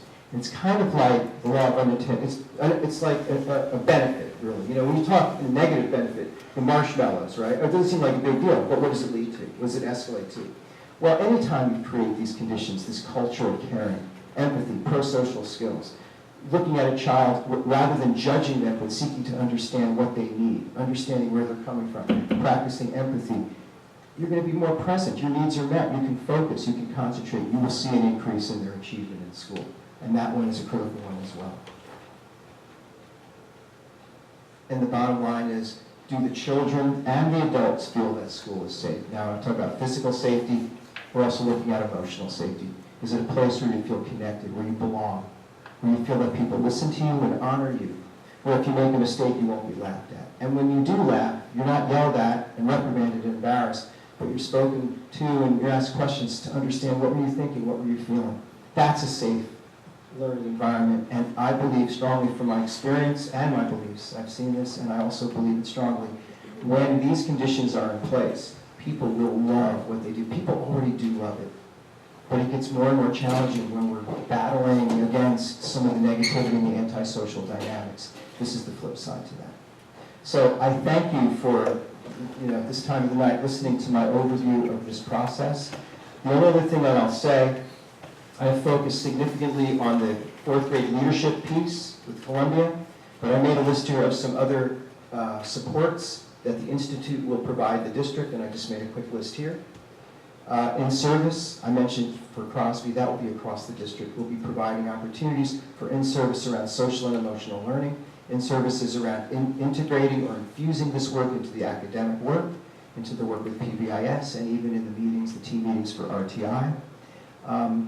The committees, the various committees, we heard the Jefferson Committee present this evening. I sat in on a wonderful session with the Diversity Committee.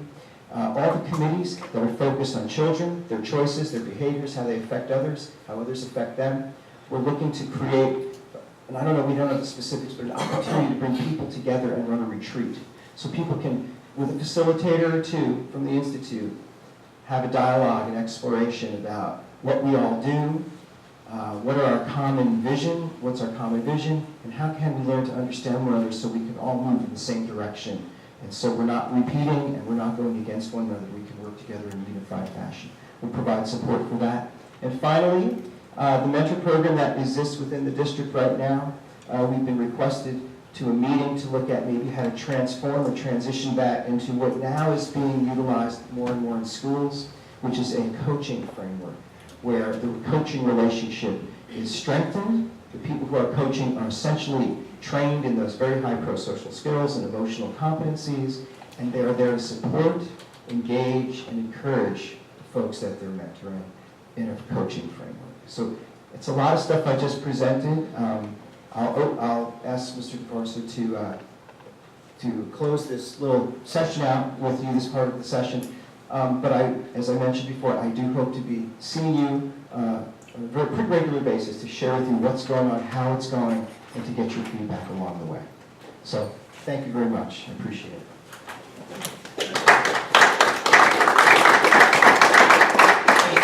Does anybody have questions for David? I understand parents or family participation is very important to succeed in this program. If there's no parents' participation within the program, can you succeed or sustain? Well, I do completely agree with you. The parents need to be not only informed but engaged and listened to and provided with the supports that they deserve and that they need. So that is absolutely built into this in a very significant way and always has been in the work that I've done.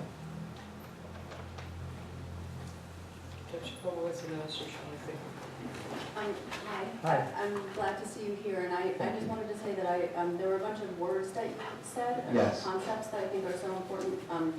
Relationships, caring, compassion, cultural caring, empathy, and trust. And I feel that those are concepts that really need to be firmly rooted in our PBIS plans, which are the plans that we're really moving forward with at the schools.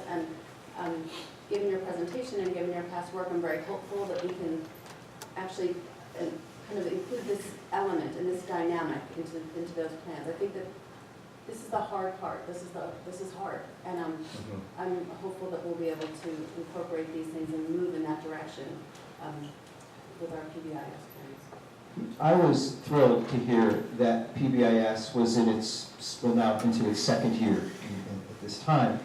And I say that as I was beginning these conversations. I say that because in the past I've worked in many districts in the Bronx, Beacon to just name two, who were implementing PBIS programs. And I worked side by side with a specialist who was a PBIS facilitator.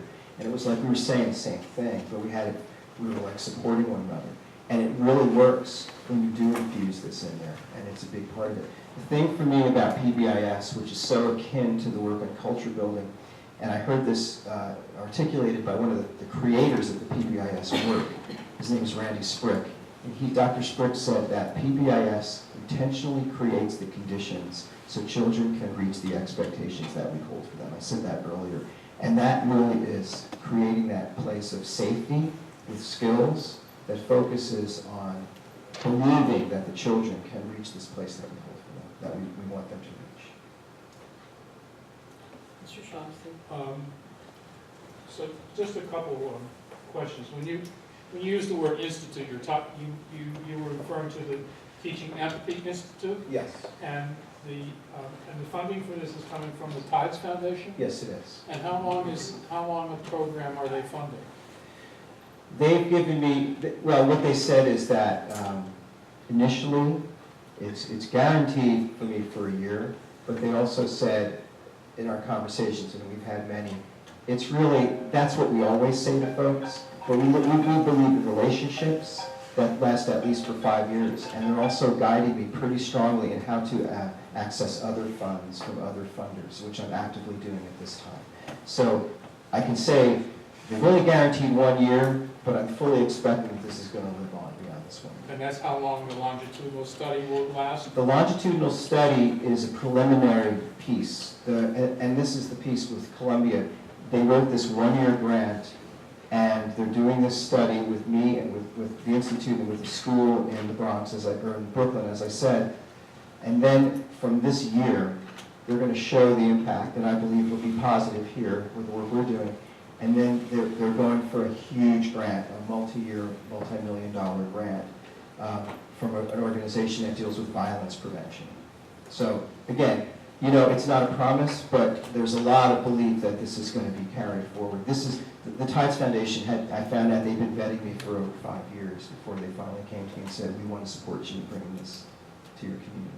And this is Kingston will be the laboratory for the Mid-Hudson region? Yes, specifically for the work that I've mentioned for Kingston. One other piece, and I'll encourage all of you, I'll certainly let everyone know, our office space is in Stone Ridge, and we'll be running community salons there where anyone from Kingston as well, anyone can come and be a part of those. And they'll be free of charge for people who are concerned about the youth in our community to come and talk about this. and to learn from one another. But I'll certainly, you'll know about that for sure. Any other questions? Thank you so much. I appreciate your listening and your time. Look forward to working with you. Thank you so much. Thank you. Thank you.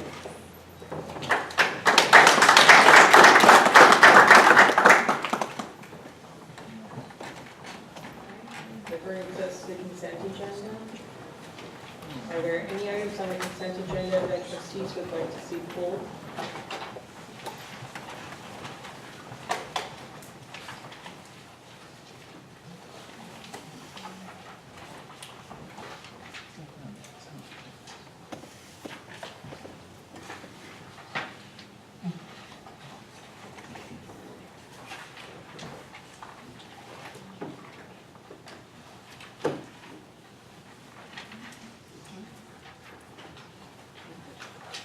Well, hearing nothing, I'll entertain a motion to accept the consent agenda.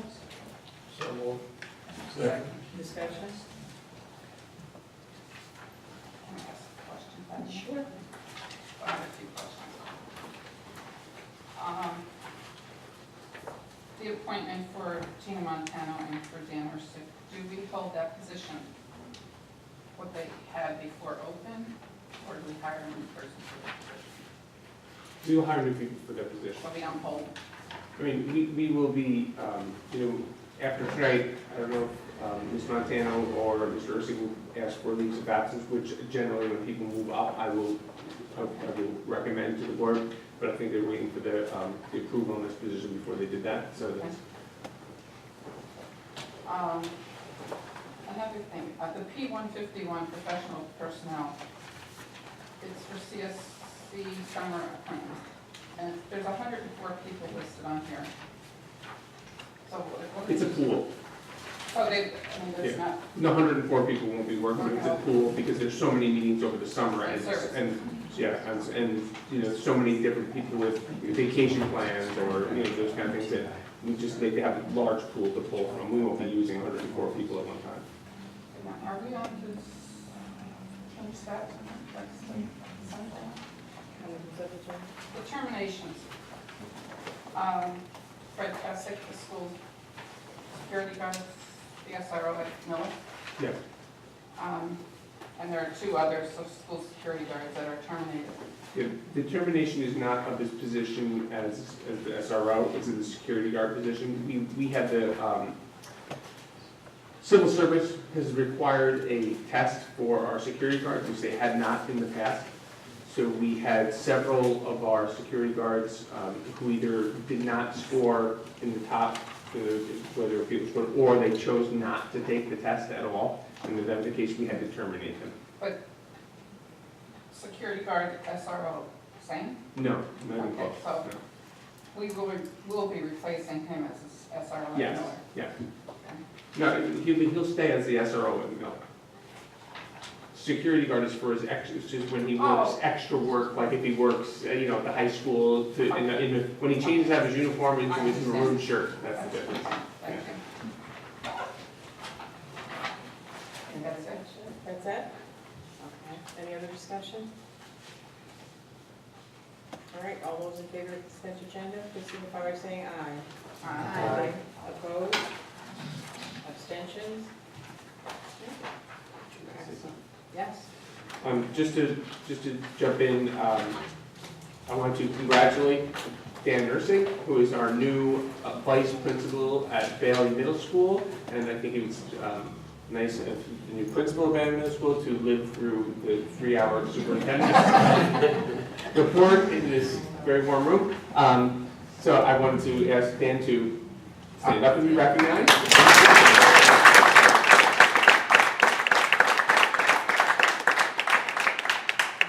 Very excited that Mr. Ursig, we're going to be upset that he's leaving central office in his position as Assistant Director for Secondary Math Science and Technology, but I think this is a great move and we're going to have a great team over at Bailey. Looking forward to it.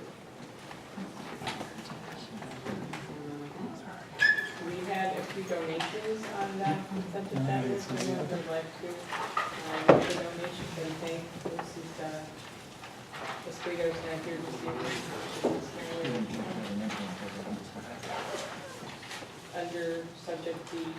donations. Volunteer to do that. Go ahead.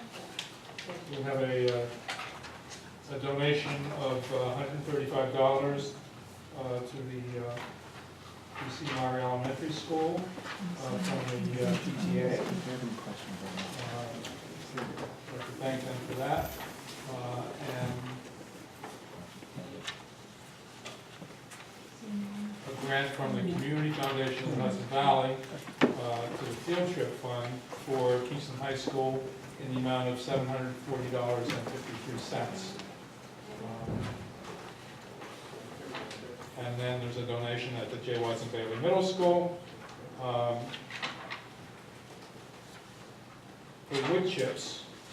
So I guess they'll be gardening.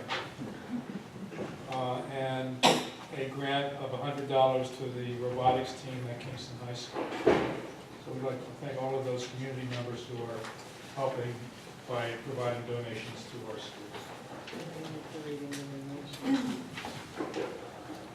We've reached the portion of the agenda where we have Board of Education. We have no committee reports this evening, unusual. So if there's no one who wishes to say something on behalf of the Board of Education, we'll move on to old business. Yes. I just wanted to say that the TNL committee, which was scheduled, meeting was scheduled for next week, is actually going to be on July 7th. Okay, TNL, July 7th. Okay. Anyone else? Any chairman wants to weigh in? Okay. Then we're on to old business. Any trustee like to bring up old business at this point?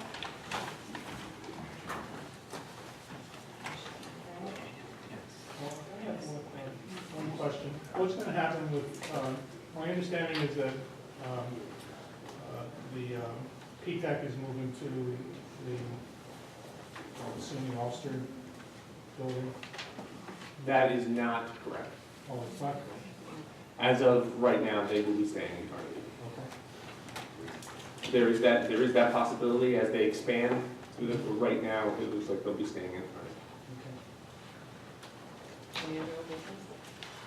Okay, new business, and we have a walking resolution. Oh, I'm sorry.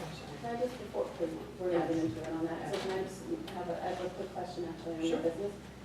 There were recently changes made to graduation procedures for students with disabilities. I'm wondering if that will go into effect for this year? That, Go ahead. yeah, that's fresh off the presses, as you know, so I haven't been deep into it just yet, but yes, it will be. But it is for the local diploma, not for a Regents diploma. So Mr. LaForester and Mr. Reinhardt and his team are working together to see if we have students who are in that situation. We just, like 4 hours ago, just received the form that we were to fill out in order to make those appeals. So it's interesting. And one of the things we are looking at is, some of those students are students that we had slated possibly to graduate anyway. So we can get those students in on that. The Regents diploma, we don't want to discourage people from going that route. So they're working through that, and I believe Mr. LaForester and Mr. Reinhardt are meeting tomorrow morning to get into it. Would you be so kind as to pass this down? Mr. President, I have a question. I've been hearing that the International Club, they're planning a trip to Bogota, Colombia for next year for the new peace conference. I was wondering whether we need a board approval like we did last year. Well, they will definitely need board approval, but I haven't heard anything about that yet. It's out there because my niece, Well, they haven't. is already planning to go. I don't know how this is They haven't approached. around. Yeah, they haven't approached. I haven't been approached. I guess there's a discussion at the high school. I guess I don't know. Any other questions before we move Is this old or new business? on? This is new business, and we have a resolution that. So should we do the resolution before more new business? I have a couple of new business. Should we do the No, resolution? because this may take. Okay.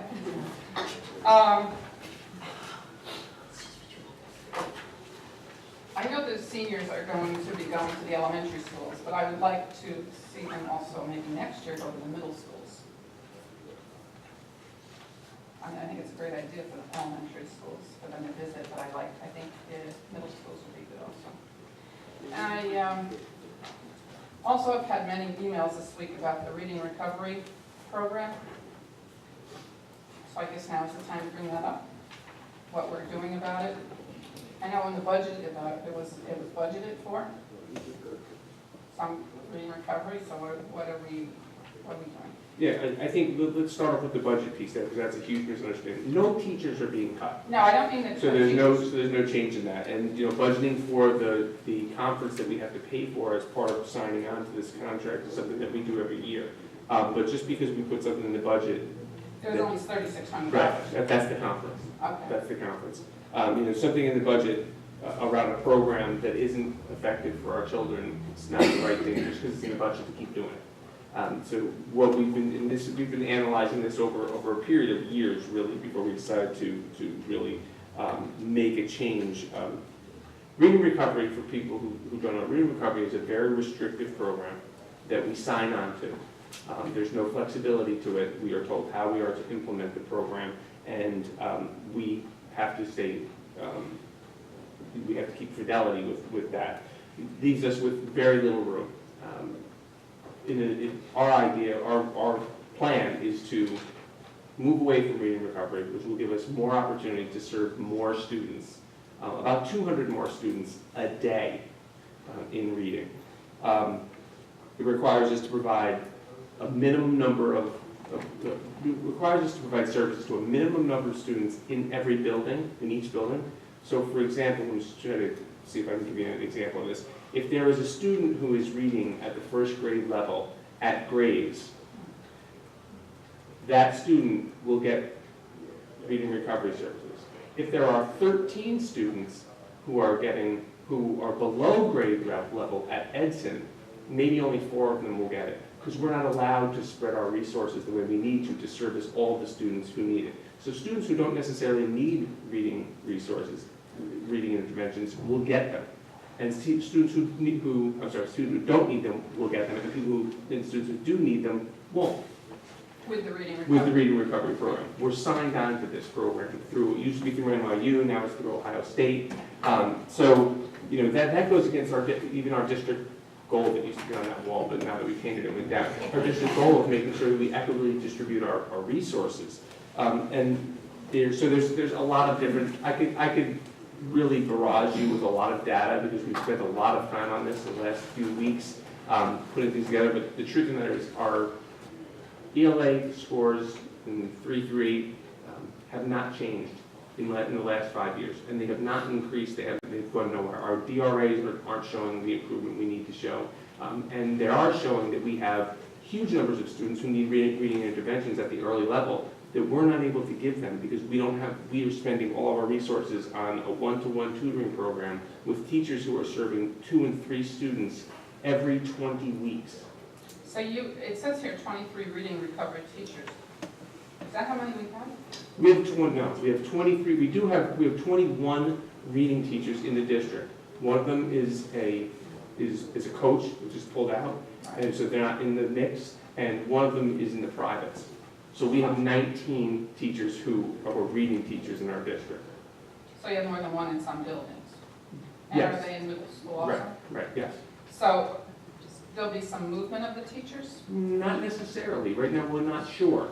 And one of the things that happened this afternoon was meeting with about 11 of our reading teachers who came in and met with Mr. Burge and Ms. Gibbons to talk about what can we do to use our resources better to serve more students and use our resources more effectively and serve more students. And they came actually armed with a plan to talk about what we can do to work together collaboratively. So we're really looking for our teachers to use their expertise to move this program or change this program so we're serving the students' needs, not a restrictive program that tells us what we teach, who we teach it to, and when we teach it. You know, that happened a couple of years ago with these things we call modules, and everyone got their torches and pitchforks. But now the other people are concerned that we're taking that away. And really what we want to do is open this up to make sure we have the flexibility to meet the needs of our students. And, you know, whether it be push in, or whether it be small group. And I really like the idea of the push-in model because it gives our reading teachers the opportunity to share their expertise with our classroom teachers and build that capacity for the early interventions in reading. So there's a lot of opportunities here. Do we have, we use LLI right now, but we don't have anything set in mind right now. We are really focused on collaborating with the teachers and working with our building principals to make sure that we put something together that is Kingston specific, that is right for our kids, and we want to look and see if we have that. So you're gonna work on the summer over that? Yeah, this is going to be worked on over the summer. They've already started to set, dates and meetings to make that happen. So I know after the meeting, Ms. Gibbons got an email from one of the teachers thanking them and looking forward to this process. So I think that's what we did when the Common Core came in. We pulled our teachers together this summer. We moved the curriculum around to make it more Kingston specific. Well, that's the kind of cooperation and collaboration we're looking for here. I think there's some concern about jobs. This is not about being losing jobs. Yeah, I didn't know that, but I think there was a little concern about what was happening. Yeah, I mean, right now under reading recovery, we're not teaching writing at the lower grade levels. We're only teaching reading. This gives the opportunity to teach reading and writing to students. So we need that flexibility. We shouldn't be locked into a prescriptive reading recovery program. I know all of you received an email from the professor at Ohio State, and we're working on responding to him. He was referred to. I think I will respond, but his data was wrong, and I'll send you the correct data. Okay, I have this letter. Any other new business? Aaron Childs. Yes, I'll before you a resolution, and really my intent is that hopefully it will motivate us to get off the dime and start moving forward with what has to be done in this district to provide equitable education for all of our children, especially those that are needed in pre-K. The resolution reads, whereas the elementary program delivery study completed in 2010 by Dr. Paul J. Sapersky, an advisory solution consultant for the New York State School Boards Association, identified the Mahar Elementary building as a potential site for the relocation of district central offices and the establishment of a centralized site for pre-kindergarten program. And whereas a Mahar Elementary was closed as a school in June 2012. And whereas in February 2014, the Board of Education passed a resolution 2013-B62, reject bid on Frank Mahar Elementary School, rejecting a bid offer for the sale of the Mahar Elementary building and property and declining to authorize the re-advertising the building and property for sale in order to carry forward the opportunity to develop the building and property as the district's central office and a pre-kindergarten program center. And whereas the architectural firm CS Arch has presented a plan, option 2, to the Board on Education to renovate the Mahar Elementary building for use as the district's central offices and pre-kindergarten program center. And whereas the voters of the district authorized the sale of the Sione Administration Building as a proposition number 4 at the annual school election and budget vote held on May 15, 2012. And whereas the district needs a voter-approved plan for a new location for central offices before it can sell the Sione Administration Building, therefore be it resolved that the Board of Education, after having viewed the presentation of the Mahar Elementary School redevelopment plan, hereby approves option 2 of such plan for presentation to the voters of the Kingston City School District as at a special district meeting to be held in 2016, and directs Dr. Paul Catalino, Superintendent of Schools, and Alvin Olson, Deputy Superintendent for Human Resources and Business, to contact the district's fiscal advisors, bond counsel, and other consultants as necessary to effectuate the purpose of this resolution. So moved. Here's a second. Second. Okay. Been moved and seconded, discussion. Mrs. Collins. Thank you for your work on this, Reverend Childs. I mean, I just have a couple of questions and maybe a statement, and I know, as you said, to get off the dime. I know this has been a pressing issue. one question where it says that on May 15th, 2012, the district authorized the sale of its only building, so that still stands, that is still, thanks, okay, so it's, I guess my feeling is, this is to put up to the presentation to the voters. Obviously, that's the people who make the ultimate decision, and even though some of us, might be tomorrow, we should move forward, I believe. Where you talk about having Mr. Olson and our financial advisors moving forward to effectuate the purposes of this resolution.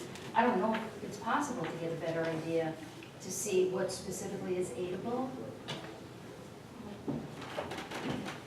Before, I mean, you want to move this forward, Well, did that come afterwards you know, then? As we learn and are continue to learn when we go through the process at Kingston High School, there's an estimated aid. We know 60 cents on every a dollar of aidable construction. Well, aidable construction is, you get your preliminary aid numbers, which is, okay, this is how much we're gonna do, and this is what we're estimating. And then the state education department gets their red pens and they say, oh, that's not aidable. Or maybe they say, more of this is aidable than you thought. So, the aid is it's usually, the 60%, 60 cents on a dollar, but sometimes it's not, no one's, I'm not gonna come and tell you and say, oh, $2.3 million is gonna be 60 cents on a dollar. It may be more, it may be less. So, yes, we can get a really strong estimate that can be pretty reliable, with a certain margin of error. But yes, we could. I think the bigger question is exactly what I talked about earlier, is exactly how, we have many options if the board decides to move forward. How will we decide to finance this? And again, that's something I think we can probably have 3 or 4, maybe more options, or combinations of options to consider. So when we say option 2 is going to be presented to the voters, so that is renovation of Mahar for use as the district central office and pre-K, and that has to be approved by the voters. That's not something we can do ourselves. I'm asking. Yes, sir.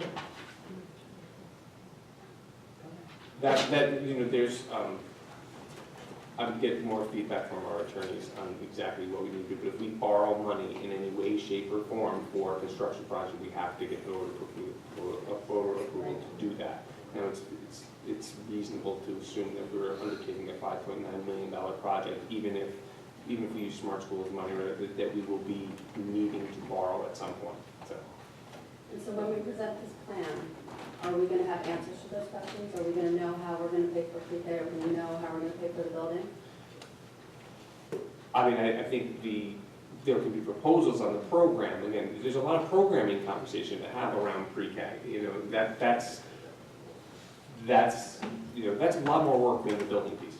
The building piece, we could probably pull that together in, a short period of time, let you give you options on how we would finance and what you could think about, doing for the building piece.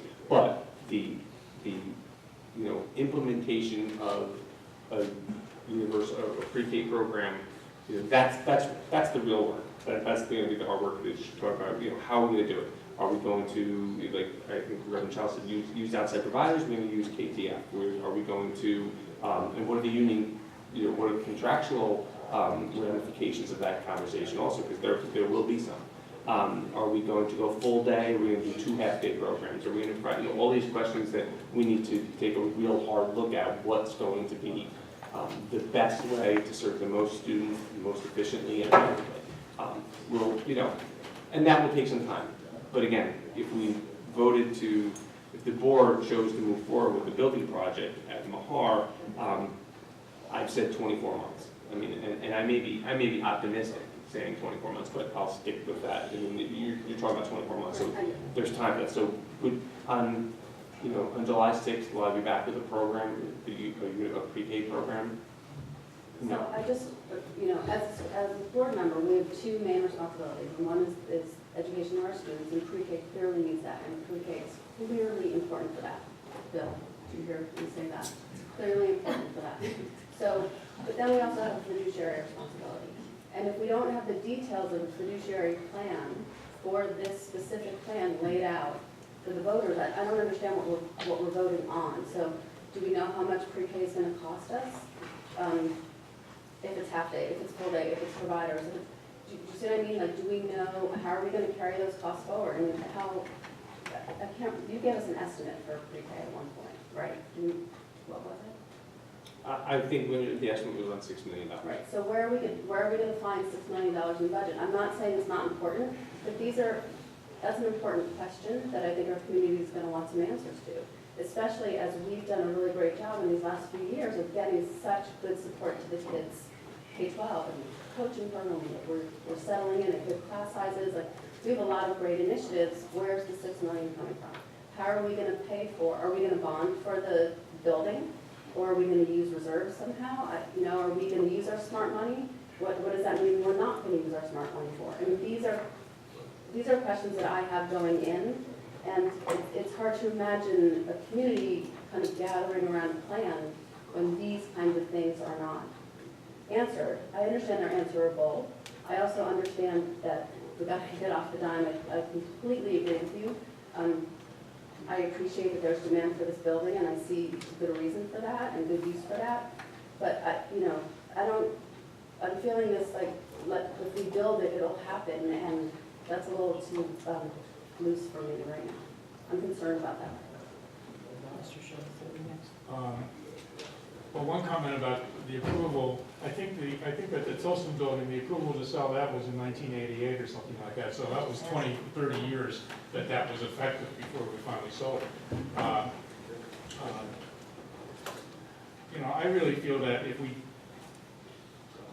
don't move forward with adopting a plan, then there's not going to be an incentive to answer these questions. And we know that we have at least 2 years. We have the New York State Education Department, Governor Cuomo, saying that pre-K is an essential program, a goal. The federal government says that pre-K is an essential goal. If we adopt this plan, we have 2 years to petition the legislature to fund this. And I think that we've had good relationships with our local legislators, and I think that we can make an effective presentation to them that this really needs to be done, and that it needs to be done not only in Kingston, but in other places around the country, around the state. And there's just a lot of different options available. But we need to have a fire under our feet in order to get moving, to have these discussions and solve the problems, in my opinion. Anyone else?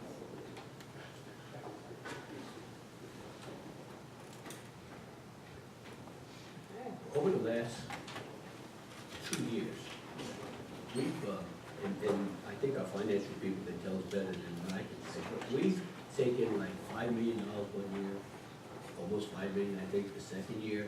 We use that money to pay down a bond, which is in the benefit of the community, and saving the money in the second. I think that was a good program.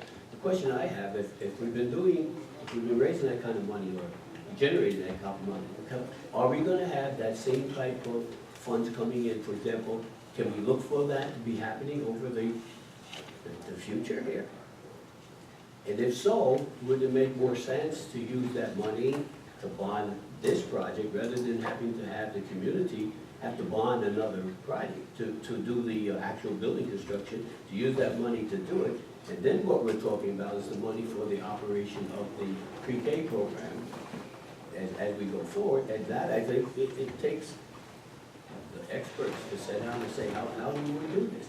But they have no, I shouldn't say no motivation, but they had no push. If the board is not saying this is what we want to do, then I don't see how they're going to do it.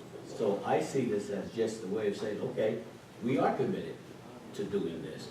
Now tell us, and if there's something that says we can't do it, we still need to renovate the building in order to provide facilities for our administration.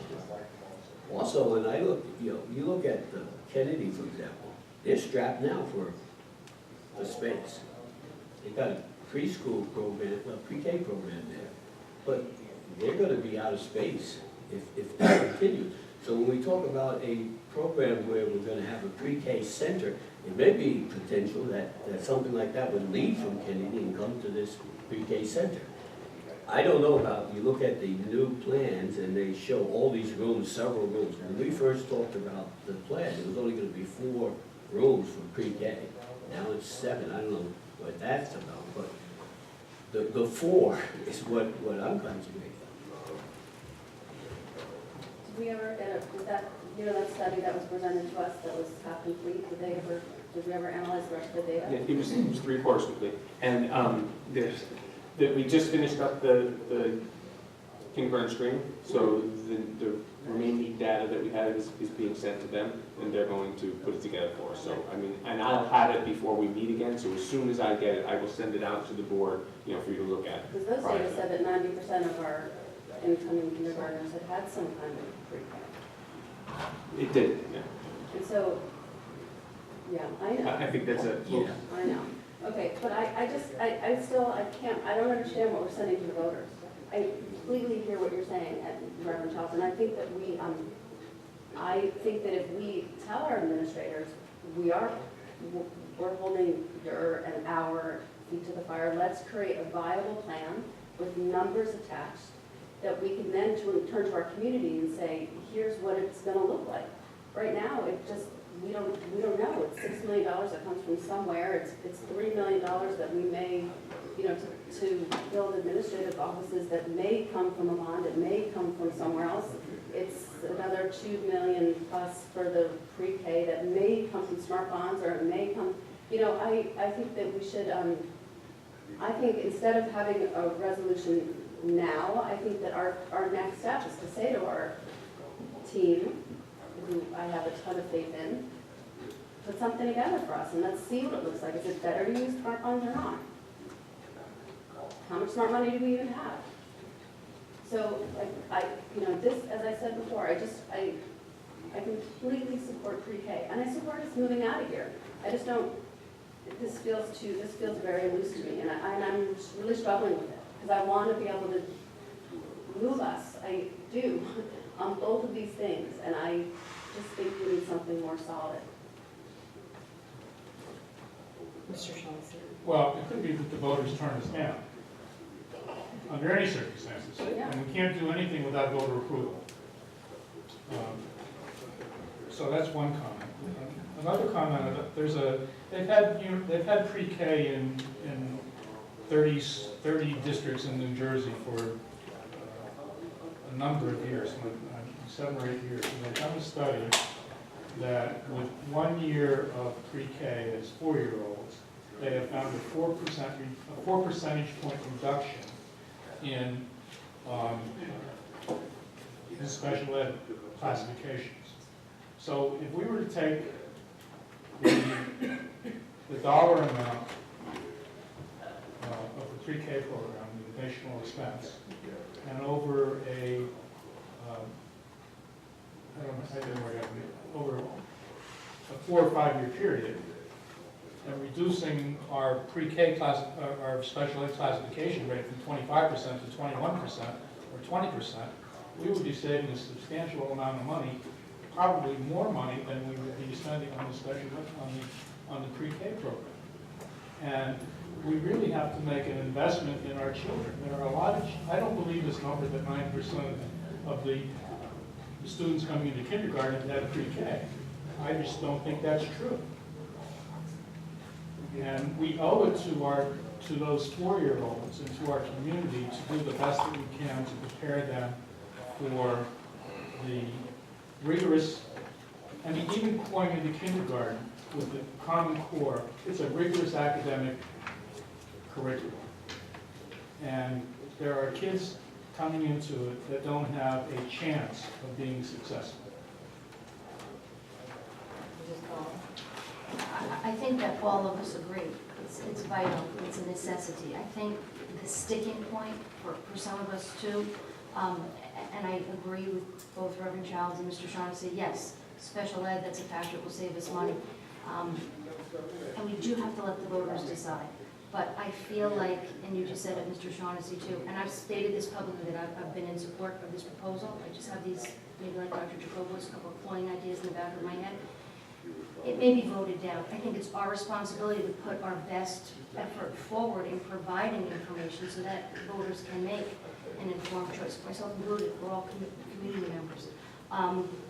That being said, we did have that study. That's another thing. We still are missing those couple of pieces of information. I would be in support of this. I think I might feel better even tabling it till the next meeting to get just maybe those few pieces, because I do want to put it forth in the best light possible. Have Mr. Olson and his team, we have the ultimate pay thing, just give us some of those answers. That's just where I'm sitting now. Anybody else? All right. Well, I'm just debating. okay, no, make a statement, I just don't want the conversation to close. Yes, 90% of the parents who responded, and that was only, it was less than half the people who came to register their kids. So 90% of the people who responded said that their children had some kind of pre-K experience. So we're not really looking at the reality. The statistics would tell us that we have somewhere around 100+ children who are not being addressed annually. Well, I'm sorry that we didn't have a study that was designed to get at that, actually, because the study didn't get at that. We don't have hard data that show us that, actually, and it's really too bad that the study doesn't show us exactly that. And you're right, that is what happened. We only targeted a certain number of people, a certain, kids, people at the kindergarten registration, right? So I'm sorry that the study wasn't designed to capture those other things. But I agree with Mrs. Collins, and I just feel that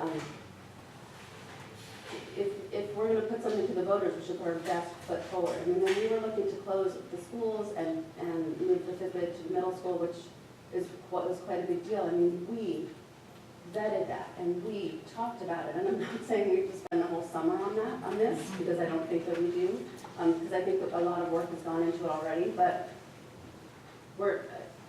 I think this is at a lot of risk with no details.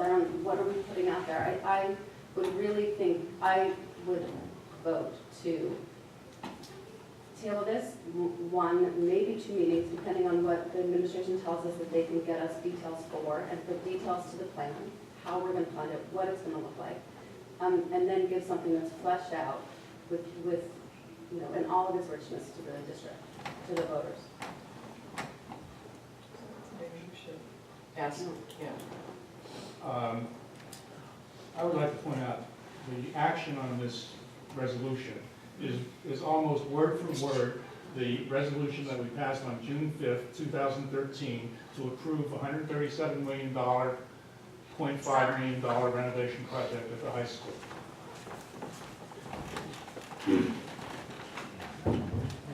But this here would be a special vote for just this one thing. We can't get voters out now in May. Oh, no, we could have a referendum. You could have a referendum in the fall. No, I'm sorry. I'm not sure I understand. So we're gonna ask voters to come out and vote for this one thing. But they don't come out and vote in May. And probably the people that are coming out to vote for this will be no. That's what I'm afraid of. Well, I mean, one of the things is that 24 months is from the time that it's approved by the voters. So if we don't hold a referendum until put it on the vote for the May 2017 regular school meeting on the third Tuesday of May in 2017, and it was approved, it would be 2 years from then that we would be ready to move administration to Mahar. So it would be 3 years from then.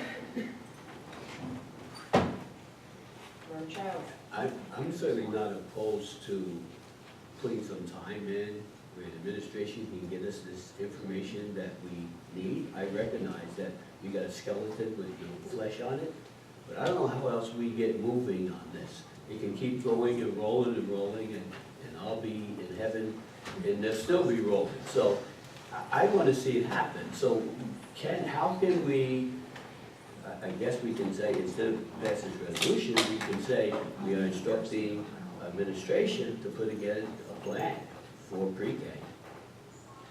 What the cost would be, what potential revenues that we may have to make this happen, and what is also, put the meat on the skeleton is fine with me, but I just want to see us move on this thing.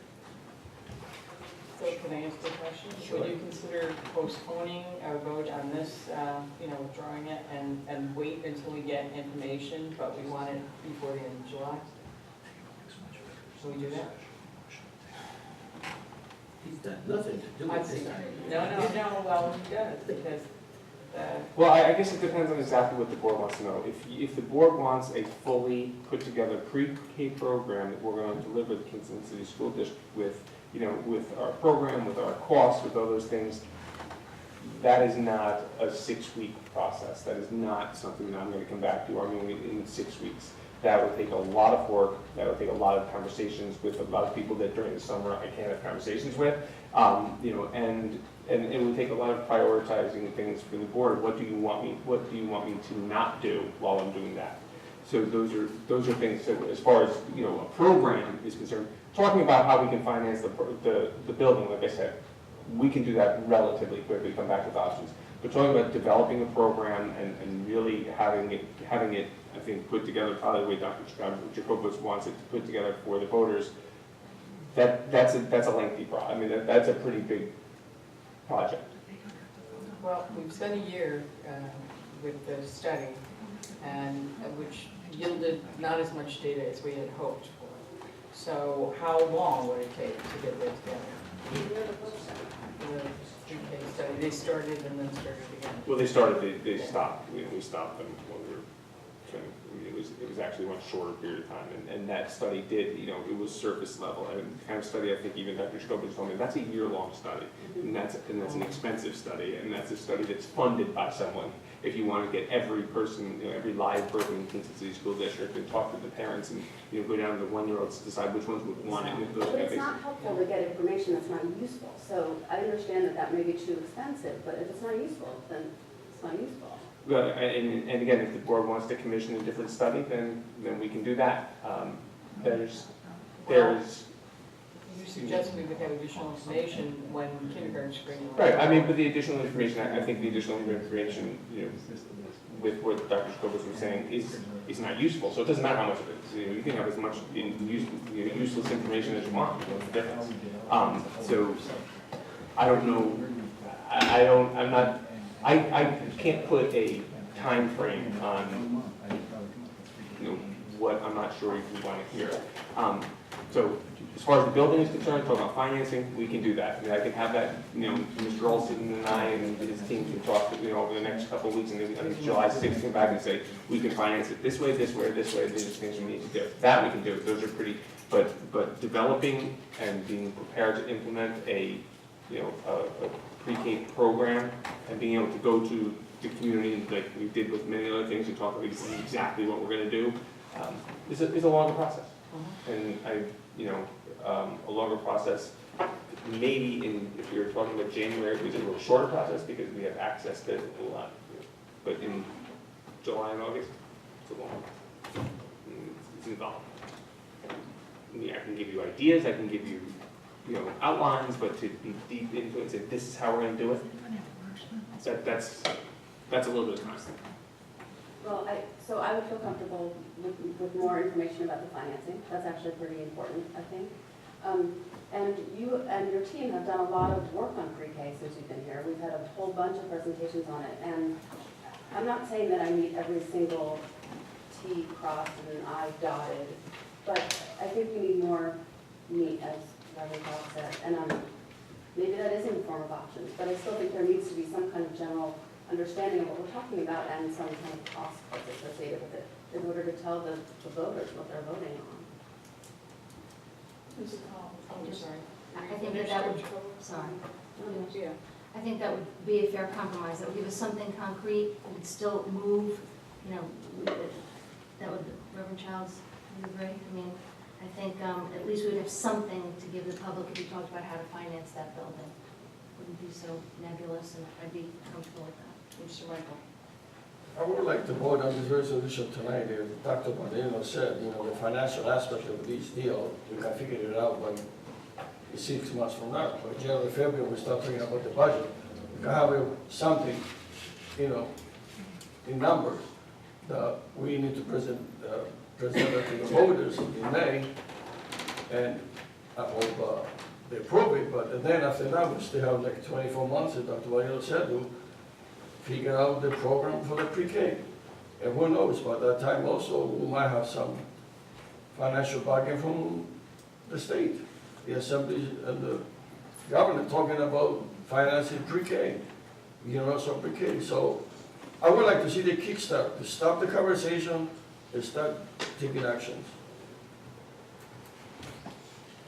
Mr. Shaughnessy, then Reverend Costa. We could always rescind it if we don't.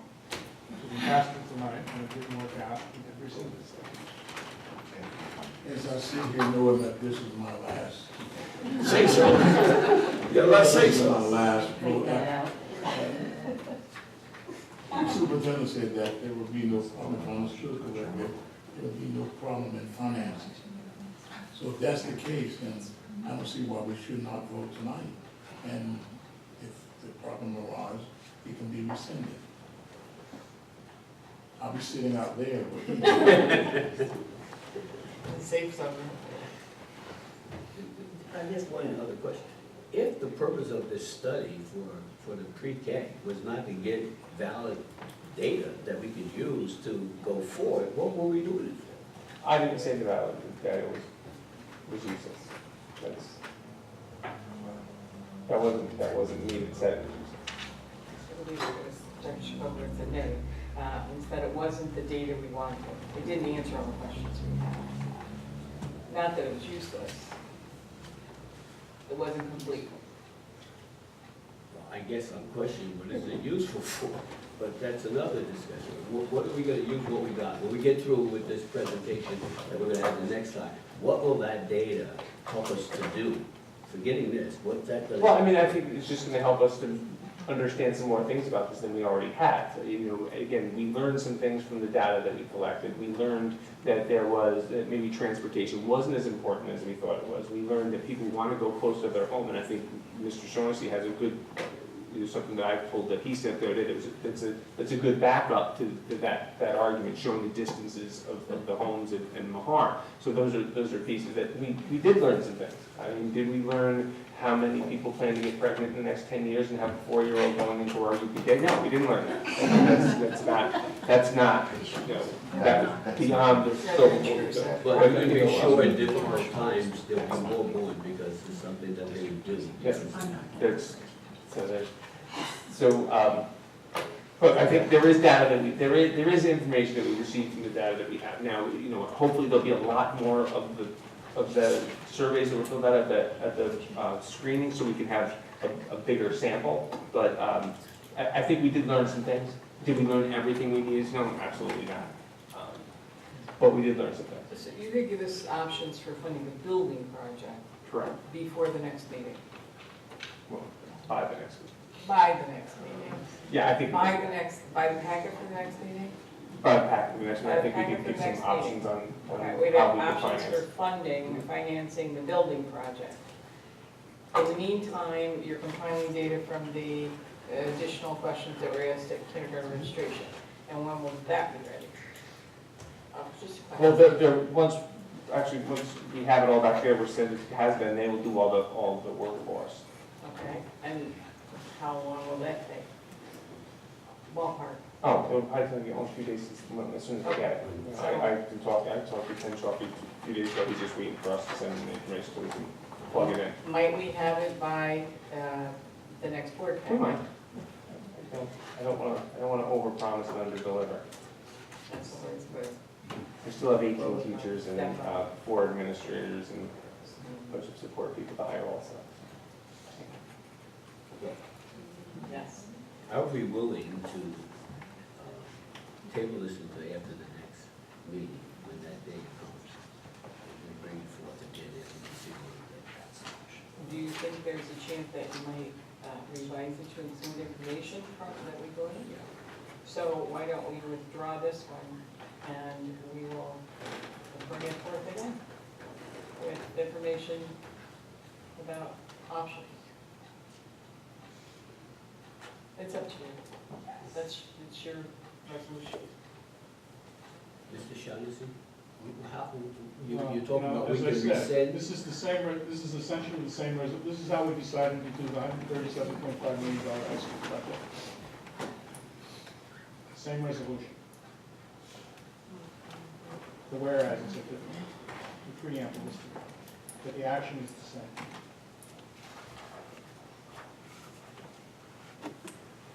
Well, I still think before that resolution, before we passed that resolution, there had been probably more information discussed about options than we've discussed about the Mahar options. I know that CSR presented two different options, one we rejected.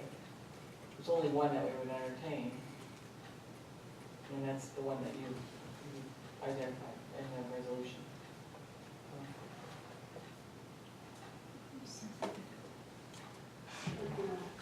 Well, we have a motion and a second, we could, yeah, we could do a roll call and see what happens.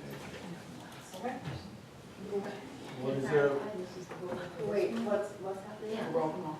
We're gonna vote on this resolution and then, As it stands now, it's As it right stands. in the works. Could I make a motion to table this, or I can't do that while another resolution is on? well, we've already. Okay. So can I make one more He comment? could withdraw, Okay. but So can I make a comment? So I'm gonna vote no on this, but I want to be very clear that I'm voting no because I wanna, put something with more meat on it to our voters. I fully support pre-K, I support a move for us, but I think that we need more detail in order to, give to our voters. So I'm gonna vote no.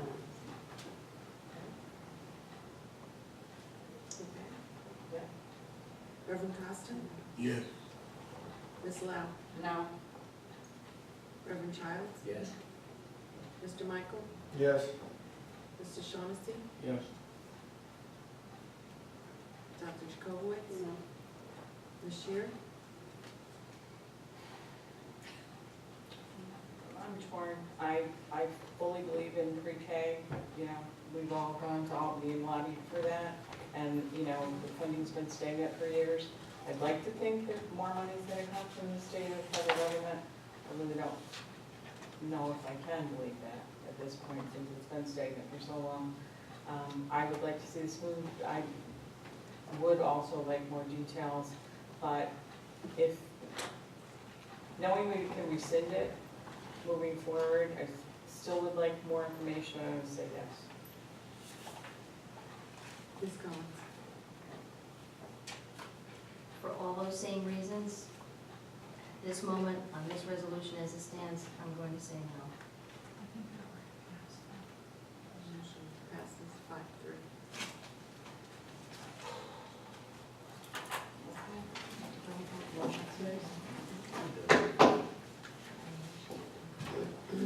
Any other new business? Yes. I was gonna say that was not easy. I appreciated everybody's input, and I appreciate the debate that we had, and I'm gonna support the will of the board. Thank you, appreciate that. All right, hearing no one else, we'll move on to board member announcements. Any board members have an announcement to make? At this point? Okay. None? Move on to the second opportunity for public participation. If you would like to address the board at this juncture, please come forward. The podium, speak directly into the microphone, you're limited to 2 minutes, and Mr. Parner will let you know when you're approaching that. Anyone? I promise to be really fast, because I know everyone is anxious to leave. This is totally on a different topic, but I wanted to say that as a community member, I was invited to PTAC the other day to see their presentation of Too Much Information. And it was a group of about 10 students who worked with the TMI project all year to call and write something that is very difficult for them to talk about. And it was, any opportunity this district has to work with TMI, again, I encourage it. The disclosure is I am on their board, but, this is self-serving perhaps, but it was powerful, it was inspiring. The kids, I think the kids really, really got a lot out of it. They became a family, they became empathic. It was a wonderful, wonderful event, and I applaud them. I don't know that at 16 or 17 I could have gotten up and had the vocabulary to put into action the kinds of things they talked about. Anyone else? Okay, hearing no one else, I would entertain a motion to adjourn to executive session. I will say we will not be coming out with any information for the public, so we can actually technically let you know. There won't be anything we'll be having to say. A motion to adjourn? Second. Okay. All those in favor? Executive session based on, It's the superintendent's evaluation. Thank That's you. something that, there's not going to be any Do you know how long you're going to be? How long will it be? Hours. Well, we hope it won't be tomorrow. Okay, so late. Okay? All those in favor? Aye. Okay, thank you for coming.